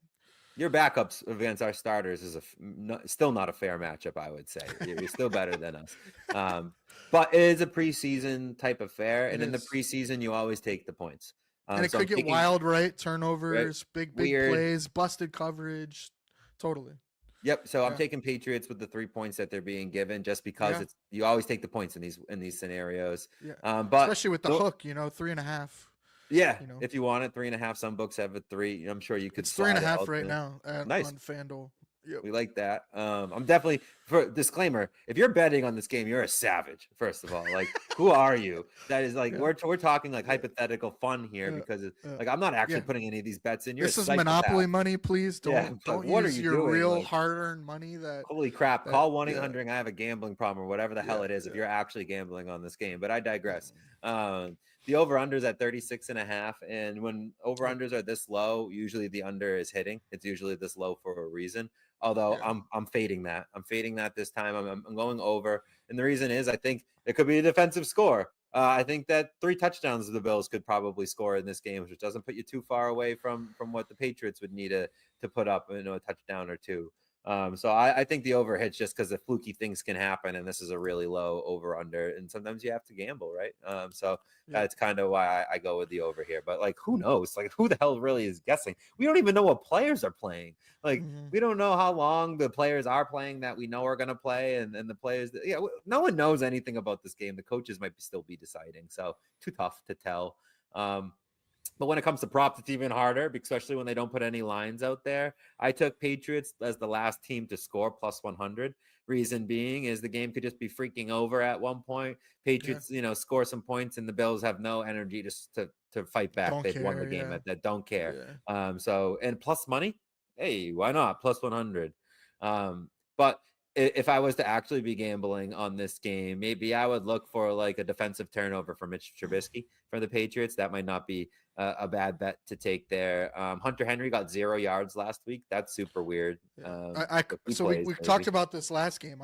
I called this out as far as a defensive special teams touchdown, and I think that's in play for this game too as well. I think you could totally see a defensive touchdown or a special teams touchdown, fumble, pick 6, something like that. Even special teams here can get weird with new guys coming in and playing that don't normally. I think that's on the table too. A defensive both sides teams touchdown. Yeah, for sure, both sides. Because guys are going to be playing that don't normally play on both sides. They're going to want coaches are going to want to give guys looks. Some guys are going to sit that normally would play, and so I totally could see that. Or guys are playing way more snaps than they ever have on defense or offense, and then they got to go in and play special teams as well, and so you just get weird shit that happens. So weird things will happen. So a defensive score is certainly categorized as a weird thing. Both sides of the ball, especially if like Joe Milton gets in there and tries to throw a deep ball. Right. There you go. Yeah, and so for player props specifically though, I wanted to ask you, like, on the Patriots side, do you see guys actually playing the full game here? Like, is a Austin Hooper going to play a whole game? Is a Pop Douglas going to play a whole game? Is Antonio Gibson going to play a whole game? Because some of these guys, like, they might not be on the team next year, or young guys, but they're still playing for tape and for next year and to put more numbers up. So do you guys have any guys like that you think will want to play and will play? I think they all want to play. Again, it comes down to, is Mayo trying to win the game, or is he trying to see the new wave? So Jaheim Bell is a 7th round draft pick. seventh round draft pick for the Patriots. Hasn't got much tread, but we've seen like him spotty in there, fullback. He's been lined up in like the slot a couple times. He's an intriguing tight end and not an intriguing blocker. So to answer your question, like, is Hunter Henry and Hooper going to play? Like, they shouldn't. Like, Bell should start, right? Like, if this is my Madden franchise, like, I'm getting the development points for the young guys, right? Like, that's exactly what we're doing here. Some positions there is no depth though. Like, you can't go back and there is nobody back there. So the starters kind of have to play. Running backs position where we have depth. We have Hasty and Jennings behind Stevenson and Gibson, which I think Stevenson and Gibson could be back next year. Who knows? I would like to see the kind of turn a new leaf over, maybe bring in a better version of Gibson, but I'm nitpicking there. They could see those running backs turn over. You could see Joe Milton handing it off to JaMychal Hasty and throwing it to Javon Baker. Yeah, that's very likely scenario. I just don't think they're going to do anything with their offensive line. Their offensive line is like a bunch of backups anyway, so mine as well. Just the only position maybe is Mike Onwenu, and they move like blue chip. City South. Brenton Strange, come on, man, he's a blue chipper. Cole Strange, yeah. He's going to start at center. He started at center last week. So he was what, first round pick? Was that 3 years ago? Yeah. Why you got to remind me about these busted Bill Belichick draft picks? Like, hey, we had 20 years plus where we waited to be able to point out things. Well, now he could be good. So come on, you better watch out. Now he could be totally good. Could. Well, I think that's the problem with him though. Is like no one argued that he was like a good, at least had the chance to be a good player. It's just why there? It was third round. And no one says anything. Everyone's probably like, that's a really good pick. Like, oh, Belichick stole somebody. But first round, First round, 29th overall pick. I mean, the same thing was said about Kyle Duggar, right? Like, he was the second round, like it was like the 34th pick or something, like 36, something in that range there. Yeah. Out of Lenore, right? Like, you know what I mean? Yeah. Like, who are these guys that Belichick picked? And when they worked out, he was a genius. And when they didn't, he was a moron. Like Chad Ryland, fourth round, pick on a kicker, who ultimately lost. Those early kickers never work, man. Why would you have? But just pick a kicker in this undrafted free agent 7th round. Like when you don't care, 4th round. I mean, in our 4th round this year, we got Layden Robinson and Javon Baker. Like, you're telling me that's where Chad Ryland falls among the echelons of your team? Like, just a ridiculous thing. But we've gotten off track here. I'll bring us back. The Bills prop for this game. One of the Bills props that I don't really like because there is none out there, but I think they're going to score 20 points in this game. And that was a prop that was plus money. I just went until I found the number that was plus money. If they win, they'll probably score 3 touchdowns. I think that's fair to say. And that's at plus 110 last time I looked. So Bills touchdown, Bills to score over 20.5 was a good one for me. But the better one I like, and I can't take credit for it. We had Greg Thompson on the podcast the other day from Cover One. And he's the man. We love Greg. Yeah, Greg was the man. Shout out Greg. And he threw out this. He's like, it's not out there yet because you don't have any anytime touchdowns to pick. Nobody has the books don't have them yet. But the Bills are tied for most touchdowns to different people this year, and they really want it. They know really, it, and really they want the record. So go to your stats on the Bills team, organized by touchdowns, and go until you have 0. I can already tell you. So you have Zach Davidson, who's the backup tight end. Yep. He hasn't got one yet. That's what Greg said. He said that was the first person that he listed off too. He's like, this backup tight end. Yep. Go ahead. Sorry. So Frank Gore Jr. Yep. If he gets time, right, and they could throw a little screen or a little pass to him, or just run it. No offensive linemen have one. And they do run like a 6th offensive lineman a lot. So like Alec Anderson, or this game they might do a different guy if Alec Anderson starts, but that's one to watch. So if any linemen are listed as possible, I would play that for sure. Jalen Virgil is another wide receiver that hasn't caught one yet, so that's viable. And KJ Hamler, if he plays, is the other wide receiver that hasn't got one yet. So those are your guys to watch out for. Zach Davidson would probably be the most likely, but either of those wide receivers too, if they're getting reps, it's possible. So yeah, Hamler just go or maybe throw Virgil. A dusting over all of for those. Sure, names. those odds are going to be real high if they're listed. So I would totally snag one. Of those guys. So that was I thought a great pick. And then like a long. They're going to try. That's the only design plays you'll see. I guarantee you, they will have design plays in the red zone for those guys. All the players have been talking about it. Mitch Trubisky's talked about it. Like, they know they will definitely have design red zone plays to the guys that haven't caught one yet. I promise you. I bet Trubisky hasn't run one in this year, so he could. If He has not, but he needs to catch one. So they could do like a No, they Philly could run it special in. to him. No, it's got to be receiving touchdowns. Oh, it's receiving touchdowns. Okay, that's receiving important. That's an important touchdowns. distinction. That's why you said Gore on a screenplay. I was like, Gore run it Yeah. in, but no, it needs Yeah, to be catching. and that's what I'm saying. Yeah, offensive lineman eligible, or Zach Davidson is the tight end. Yeah, they got to Yeah. catch it Yeah, that would be a cool one, and they're because obviously Josh counts because he caught one this year. right. Yeah, to So- and from himself though, right? Right. Right. He threw it to Cooper, and Cooper lateraled it to him. That was The audio of that was cool, and he's on the bench. He's was. like, "Do I get a receiving?" He's like, Yeah. I'll take it. I'm my own fantasy quarterback. That's awesome. Like, Yeah, that that's was so awesome. funny. Yeah. So that's a great call out, and definitely look for those because you sprinkle a couple dollars on a few guys, and they're gonna be long shot odds for sure. I'll give you a true long shot. This is plus 400. Okay. Patriots first drive result field goal, and the reason being is, they'll have their starters out there likely, and the Bills could likely just not have their starting out there on defense. Additionally, it seems to be that the Bills like to see what the other team does and then react to it, allowing a lot of first quarter, first drive scores. Patriots don't score a lot of touchdowns, so that's why I went with field goal. So for them, Patriots to go down and kick 3 points to start the game feels like a likely start, and it could just be the end of the scoring for the Patriots right there. Greg must have given you that nugget. Oh, the first scoring game? Yeah. I think he might have mentioned it. I'll give him credit for it. How's that sound?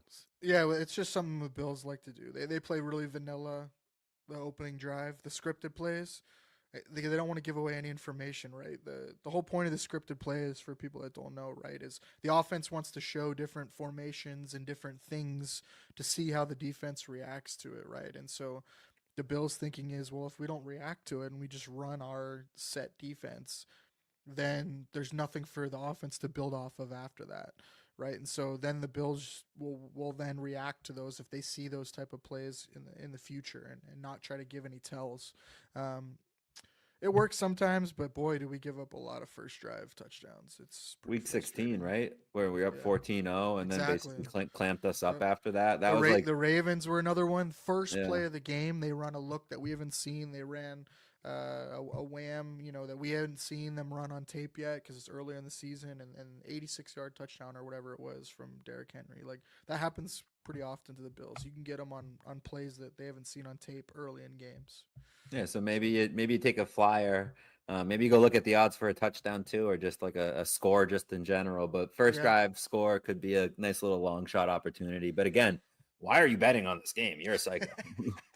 Well, I think you're betting on it to make it worth watching because otherwise, Yeah, it's just otherwise not it could worth be pointless. Yeah, that's fair. It's very fair. Yeah, why would you bet on this preseason game? Well, I wouldn't watch it other,wise. So if I put $5 on it, I'll at least watch it. Yeah, $5 to $10. That's my I'm degenerate down, logic. Yeah, for sure. I think the live show later tonight. We'll see if there's some lines out, and then we do a Sunday morning betting podcast. Sunday is 11 a.m. Eastern time, and we go over all our favorite plays, props, ladders, parlays, all that kind of stuff. And so hopefully a lot of the lines are out because this is going to be a tricky one, man. This isn't the only game, right? There's a bunch of games, I think 5 or 6, that have no consequence as far as playoffs go. And so it's going to be a tough week to figure out parlays and bets and stuff like that if you're into that sort of thing. Yeah, but don't force yourself into it either. Right. It's kind of how I feel. Totally. Like, you gotta Stick to the love your games bet. that matter. Yeah. Stick to the games that matter for sure. I got a question for you though, as far as the Jets go. What is your thoughts, opinions? As a fellow AFC Easter, of them going forward. Like, what do you? They were interviewing Vrabel. Rex Ryan wanted to interview. Ulbrich thinks he's got a shot at interviewing and getting the job. They've GM wise is wide open. They've interviewed all kinds of candidates for that. Do you have any thoughts on the Jets other than we want them to continue to suck and be a laughingstock? I don't think we need to worry about the Jets, man. They just keep doing you guys over there. Right, Yep, keep right. trying. It's Woody, buddy. right? It's Woody. It's like, what's their Madden rating? Like, is that like going to be how they go through their coaching and GM process too? They're a Like, mess, man. they're just kind of a Mess. disaster. And so, like, my take on them is exactly that. Like, that's why I say the Patriots might have the worst record and the best overall draft pick, but we're not in the worst shape because there's teams like the Jets For out sure. there that Yeah. like Aaron Rodgers, Raiders. yep, Raiders, yep. They have no coach, they have no quarterback, they got nothing. At least we have a quarterback. Is kind of like where I'm at. At least, I mean, you guys are on your way to the Super Bowl, I'd rather right? be you guys than the Titans. So yep, fair, very fair. Yeah, there's a couple other teams I might start. Carolina might be a team that I wouldn't rather be. You know, that's actually an interesting like list. Like, who would you not rather be if you're a Patriots fan? And that's it's off-season content. We'll do an off-season roundtable, and we'll I like do that. Yeah. We'll have to come up with a list, but it's probably 4 or 5 teams deep. It's not very long. Right. But the Jets are on the list is the point. No quarterback, sure. no coach, no direction, no identity. They have a decent running Not a back good cap there. situation. Yeah, no. One of your best young players doesn't even want to be on the team. Wants Garrett out. Wilson. Yeah, Sauce Gardner looks like, what is that? You know, he's a not looking disaster now, consistent. Yeah, so and it's just DJ Reed's saying he doesn't even want to play this week. He just can't wait to leave. Like, disaster. blame him. Disaster. Like No. at the run through the motions here of playing out this week. Did they play the Miami this week too? Who They like play actually Miami. who actually like is fighting? Like, so that's a trash. And Tua's out. Tua's out again with the hip injury. Yeah, so it's at going least to it's be not a head injury. Tyler Huntley. Yeah, that's true. Yeah, but yeah, no, the Jets are. That's a another disaster, team. and I I'm would not rather worried. be the Patriots than the Dolphins. Yeah, no, agreed. I think we're the second best team in the AFC East. Yeah, as far as like set up Potential to go and forward growth. and Yeah, build, yeah. for Uh-huh, sure. yeah. Not like right now, like the Dolphins would beat us in a game, but you know, Totally. and like if I had to take a franchise over and I couldn't choose the Bills, I would take the 1000% I agree with Patriots. you. Yep. Yep. Like if you're saying who would you rather be in the next 2 or 3 years, I'd rather be the Patriots. Than Yeah, the it'd be Dolphins. more fun of a storyline plus with more potential growth opportunities, sure. whereas you're very capped out in those other two situations. No pun intended with the Jets. Yeah, no, totally agree. All right, man. Well, really appreciate it. Again, it's a great conversation. We will definitely have to do some off-season content. I guess I got one last one for you. We won't do a score prediction for this game because who Who cares knows? what? Yeah, who knows? We don't even know who's playing. I will do a. Do you have a playoff prediction? Do you want to do like who your Super Bowl teams are? Do you want to do how do you want to do it? Do you want to do your AFC NFC matchups and then Super Bowl? However you want to do it. This is your forum. But what is if you were Nostradamus? How do you see the playoffs playing out? Well, if I was Nostradamus, I would say that the NFL really loves a good storyline, so you kind of have to like look for those storylines. And unfortunately, I feel like that like that like works as a way of like looking at the playoffs. Unfortunately, and the Lions are a great storyline, but so are the Chiefs. So the Lions Chiefs playoffs plus the number 1 seed, so they're clearly Going for the best three-peat. team. You know they don't want them losing early, man. Taylor It'd be Swift awesome. three-peat, right? Like. But the Bills, who have never won a Super Bowl, would be equally of an interesting matchup against the Lions. The Lions, who are struggling back, the Bills, who have never done it. Hurrah! That would be a great storyline too. The takeover season of Saquon with the Eagles would be a cool storyline. I'm not so much interested in like the Rams, the Texans. Like I don't. Sorry, CJ Stroud. Like Steelers don't care about. Chargers, not that big of a fan of. It would be what do cool. you think of Baltimore? You think Baltimore? I was going to say Baltimore has been my second favorite team since I was a kid. When I was a kid, the Patriots were absolute ass. So on Sundays, being a child, I'm like, what other team can I watch that was cool too? And it was the Ravens. They were just so cool with Ray Lewis and the Dirty Bird and all those. Like they were bad ass. So I've just kind of always liked the Ravens. And then I've told myself if the Patriots ever aren't in the playoffs and the Ravens are, I'm going to go all in on the Ravens. So I'm all in on the Ravens. I was very sad to see them completely give up on what they're good at last year. It was the weirdest thing watching that Ravens playoff game last year, going like, stop running the ball. Like, why are you passing it so much? Like you're a run dominant team. Like just keep running the ball. Why aren't you doing that? Then they added Derrick Henry, and it's like, okay, they're definitely going to run the ball. They're not going to mess this up. So hopefully we don't see them mess it up. I think Lamar is brilliant. And my Boston College alumni, Zay Flowers, is over there doing his thing. So there's a lot to like about what the Ravens are doing. So if I had to pick like one team I'm rooting and hoping wins, it would be the Ravens. And my backup team would be the Lions because I think Dan Campbell is just a cool story. I know he's kind of a meathead, but I would like to see the Lions win, and that city deserves it.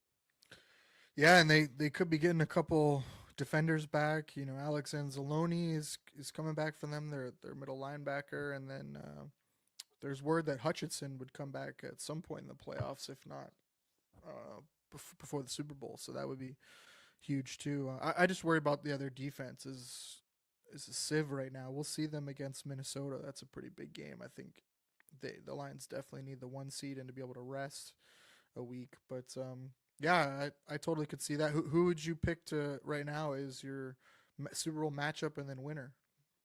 Um, I would say, like, if I outside of being a fan, so because obviously I want the Ravens to win, but I think I think that the Lions probably win the Super Bowl this year. That would be my ultimate pick, and they're probably going up against you guys or the Chiefs. That would be the matchup. But I think I think the Chiefs ultimately get back there. There's just something Mm. about the Chiefs where I feel like the regular season's a mere formality, and they just Dude, kind of like everyone's back. They never get injuries. Like besides the they Riche lost one Rice game one, right? in a Besides the few. Riche Rice guy, everyone else is back. Pacheco's back.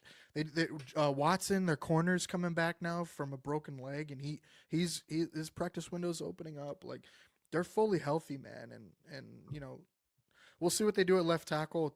You know Joe, you know your guy Tooney's been out Yep. there playing left tackle and playing well, but Humphreys is healthy. He could slide back out there. Then you put Tooney back inside and I don't know, man. I They don't know win who's close gonna beat games them, man, in the playoffs. And they don't show shit in the regular season, man. Like because their offense they're the last year Patriots. completely they are their offense last year completely changed when the first game of the playoffs, and I bet you it's gonna do the That's same when it thing this clicked for year. me. That's when Yeah. it clicked, and I was like, "Oh," because I mean, I watched the Patriots throughout the entire dynasty, and that's what we did. At one point, we Hmm. got so freaking good. The regular season, some Patriots fans didn't watch. It was just like, who Yeah. cares about these preseason games? Because that's because the real season starts when the playoff starts, right? And I feel Hmm. like the Chiefs kind of have figured that part out, where they're like, we're that good. We can stroll through the regular season and only lose once. And even if we lose 2, 3 times, who cares? We're going to be up there in the playoffs, right? Like always flirt for the number 1 seed or get the number Yep. 1 seed. That's exactly what the Patriots did. Maintain home field advantage, get that bye week in the playoffs, and just win 3 games. Yep. And their division's been crap. I mean, this is the first year their division has been at least semi-competitive, right? But they were not in fear of losing that division after what, like week 10 this year. So, Similar to um, what the Patriots experienced in their for dom, like they sure, weren't really for like sure. didn't Bills, Miami Jets. It's like you guys have fun playing Oh, the we were a season because we'll joke. be at the top at the end of it. And now it's Yep. you guys thinking that about us, right? Like yes, Yep. you three have fun there. But that's how I feel the Chiefs approach things is they're all now excited to actually play some real games. Where they've been waiting for this all year, where the rest of the teams have been like trying to get here. The Lions have been fighting for this spot their whole life. Some of these other teams struggled to get here. Um, I didn't predict that the Steelers would be this good this year. They're phenomenal. So, Yeah. especially with the split quarterback situation they had at the beginning of the year. So, there's Yeah. definitely good football because I feel like a lot of the matchups this year when I'm watching red zone or football in general have been like crap teams against good teams or like two bad teams or mediocre teams. Like NFL playoff football is going to be a lot of really good teams. Like if you count up all the losses in the NFC that are in the playoffs, it's like 10. It's a Yeah, it's ridiculous, crazy. like, we have more Yeah. losses, the Patriots do, than I think all of the playoff teams in the NFC. Like, it's ridiculous, like, how Yeah. good these teams are compared to all the rest of the league. So there's a disparity in the NFL right now Yeah, amongst and the that playoff top teams like versus everyone. 7, 8 Yep. of the playoff teams is like they're splitting hairs for a lot of those teams. I mean, it Yeah. is. I do my reverse power rankings every week, and man, like it's hard to argue against those top 5, 6 teams. Like, how do you order them? You could argue it in so many different ways on how it should be laid out, and so it's going to be really compelling. But at the end of the day, man, I, the Chiefs, I just don't see them not three-peating. I don't. It takes some serious injuries Annoying. for them not. I know it's so I annoying. get it now. I get why Patriots fans were hated. It's like these Chiefs people stink. Mm-hmm. Yep. I'm sorry Sucks. to everyone that hated us that we were like that, if we Sucks. were like that. But when you guys win a whole bunch of Super Bowls, you might start feeling a little sense of cockiness. Dude, if the Bills go to the Super Bowl and let alone win a Super Bowl, dude, it's gonna be miserable for everybody else. Just trust me. Like the Bills fans, I guarantee you, will not be a fun fan base if they win a Super Bowl. They won't. They'll be insufferable with It's people just tough because when you there's only so win many one, though. receipts. The Bills have more receipts, I think, than any other team, just because everyone has shit on them for the 4 straight and how bad they were and all the collapse as they've had. So As a if they Red Sox finally fan, get over though, that peak, let me tell you some advice, though. You finally get yeah, over the peak. Everyone reminds you that you only freaking did it once, and right, that they've done it 6 times or right. 4 times or 3 times or whatever it is. So it's like, That's as true. much as It's you true. get through your first peak, it's like, all right, now go ahead and maybe try to win another one. And so this isn't just like, oh, the Bills won in 2024. Whoop you do, you It did was it once. Like, lucky who or cares? Yeah. asterisks or Yeah, whatever. asterisk. Yeah, Hey, yeah. great season. You had, yeah, woo. Yeah. But or whatever it is, someone gets hurt and you have like the Celtics got crapped on for having they're playing teams with injuries, right? Like Butler was Yeah. out, so you walk through the heat. Oh, and then this guy was hurt. Oh, this guy was hurt, and it's like, whatever, shut up, we won, right? But they have to do it again. If the Celtics don't do it again, it's fake, right? It's only a one. If the Bills only win this 1 year and never do it again, whatever, you just did it once. So it would be a great first step. But just to even be talking about playoffs, it's making me jealous, and Super Bowls, it's making me jealous. I'm like, hey, let me offer you some advice on how to win Super Bowls. It's like, Yeah. I'm just a silly fan, but yeah, it's an exciting time of year when the playoffs finally start and this 18-week grudge of a season kind of comes to a close here. Yeah, no, I think that's a great way to end it. Is like it's so true. Like for Bills fans, man, don't forget the drought, man. It's 17 years. Like we've been waiting for this. It's been a long grind, and enjoy it. Like try not to stress too much, and just Yeah. enjoy the fact that you're in the playoffs. Like Yep. so many teams just want to be in the playoffs, and so we've been able to do it. Yep. 6 in a row. So let's keep it going. Yeah. So, all right, man. Appreciate it. Definitely link up with you in the off season. So Yeah, looking forward to it. all Good right, luck to you thanks, guys Pete. in the playoffs. We need it. We need it. I don't know All if you right, need man. it as much as you think, though. I don't know. I think so. Baltimore, maybe. That scares me a little bit. So we'll see. Be fun. All right, man. Take it easy. Have a good one. All right. Well, thanks again to Pete Collins for joining us. Really appreciate him from the Fox Fellas podcast. Yeah, that about wraps it up for the matchup here. We'll see. Again, like there's still no player props, anything like that for the game, and for people playing daily fantasy or still in fantasy wise, if your league is one of the jacked up leagues that goes to week 18. This is a tough one because it's hard to tell who's going to play or who's not going to play. Definitely check out the Sunday morning edition of No One to Blame. It's on 10 a.m. tomorrow. So 10 a.m. Sunday with Jesse and Kevin, and then myself as well. I'll be jumping on, and we'll be going over exactly this. We'll have a lot more news as far as who's playing, who's resting. I'll be talking a lot about that. A lot of start-sit stuff for anyone still playing fantasy football. You're more than welcome to come in, ask any of your questions. We'll be going over the full Week 18 slate as far as what games, competitive playoff scenarios, player props, all that kind of stuff. It's a really fun show. We usually go about an hour and a half, 2 hours, fill up that void in the morning before kickoff starts. So come join us on the Do Champions social media, YouTube channel. That's at 10 a.m. Eastern. No One to Blame. Immediately following the Bills-Patriots game on the Do Champions social media channels, we'll have the post-game show as well. We'll give the instant reaction, break down key moments, go over any impacts of the game, hopefully no injuries, nothing like that, and start talking about playoffs and who who we might play, the afternoon games, any news, stuff like that. We'll be going in there, and definitely feel free to live comment in that. You can sometimes they have the call-in show live too, and you can call in and voice your opinions about the playoffs coming up and the Week 18 game as well. Also, if you haven't already, please make sure you like on YouTube.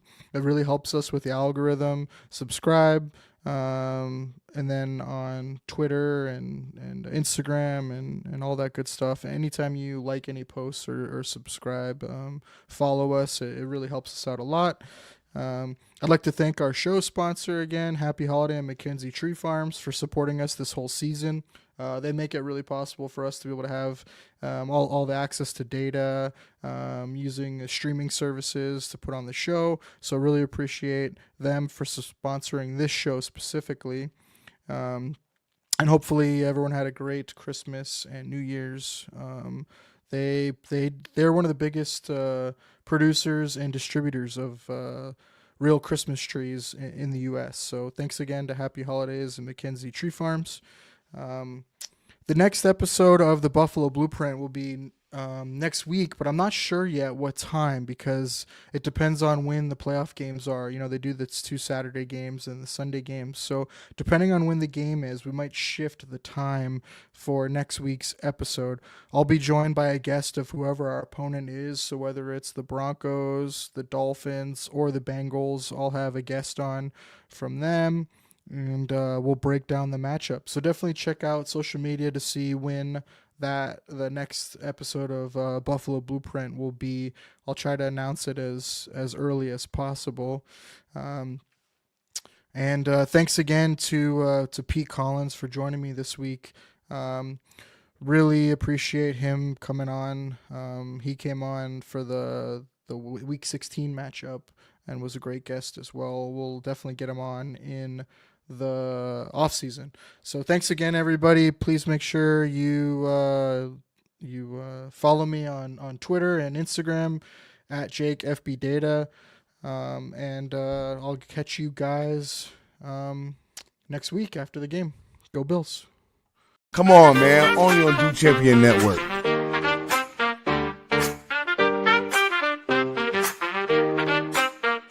Everything you need, nothing you don't. Some may like it, few just won't. Everything you need, nothing you don't. Some may like it, few just won't. Buffalo Blueprint for analytics and new shit. Check pen in hand, mic in his hand. Welcome to the Buffalo Blueprint. Everything you need. Everything you need. Everything you need, nothing you don't. Some may like it, few just won't. Everything you need, nothing you don't. Some may like it, few just won't. Buffalo Blueprint for analytics and new shit. Jake pen in hand, mic in his hand. Welcome to the Buffalo Blueprint. Everything you need.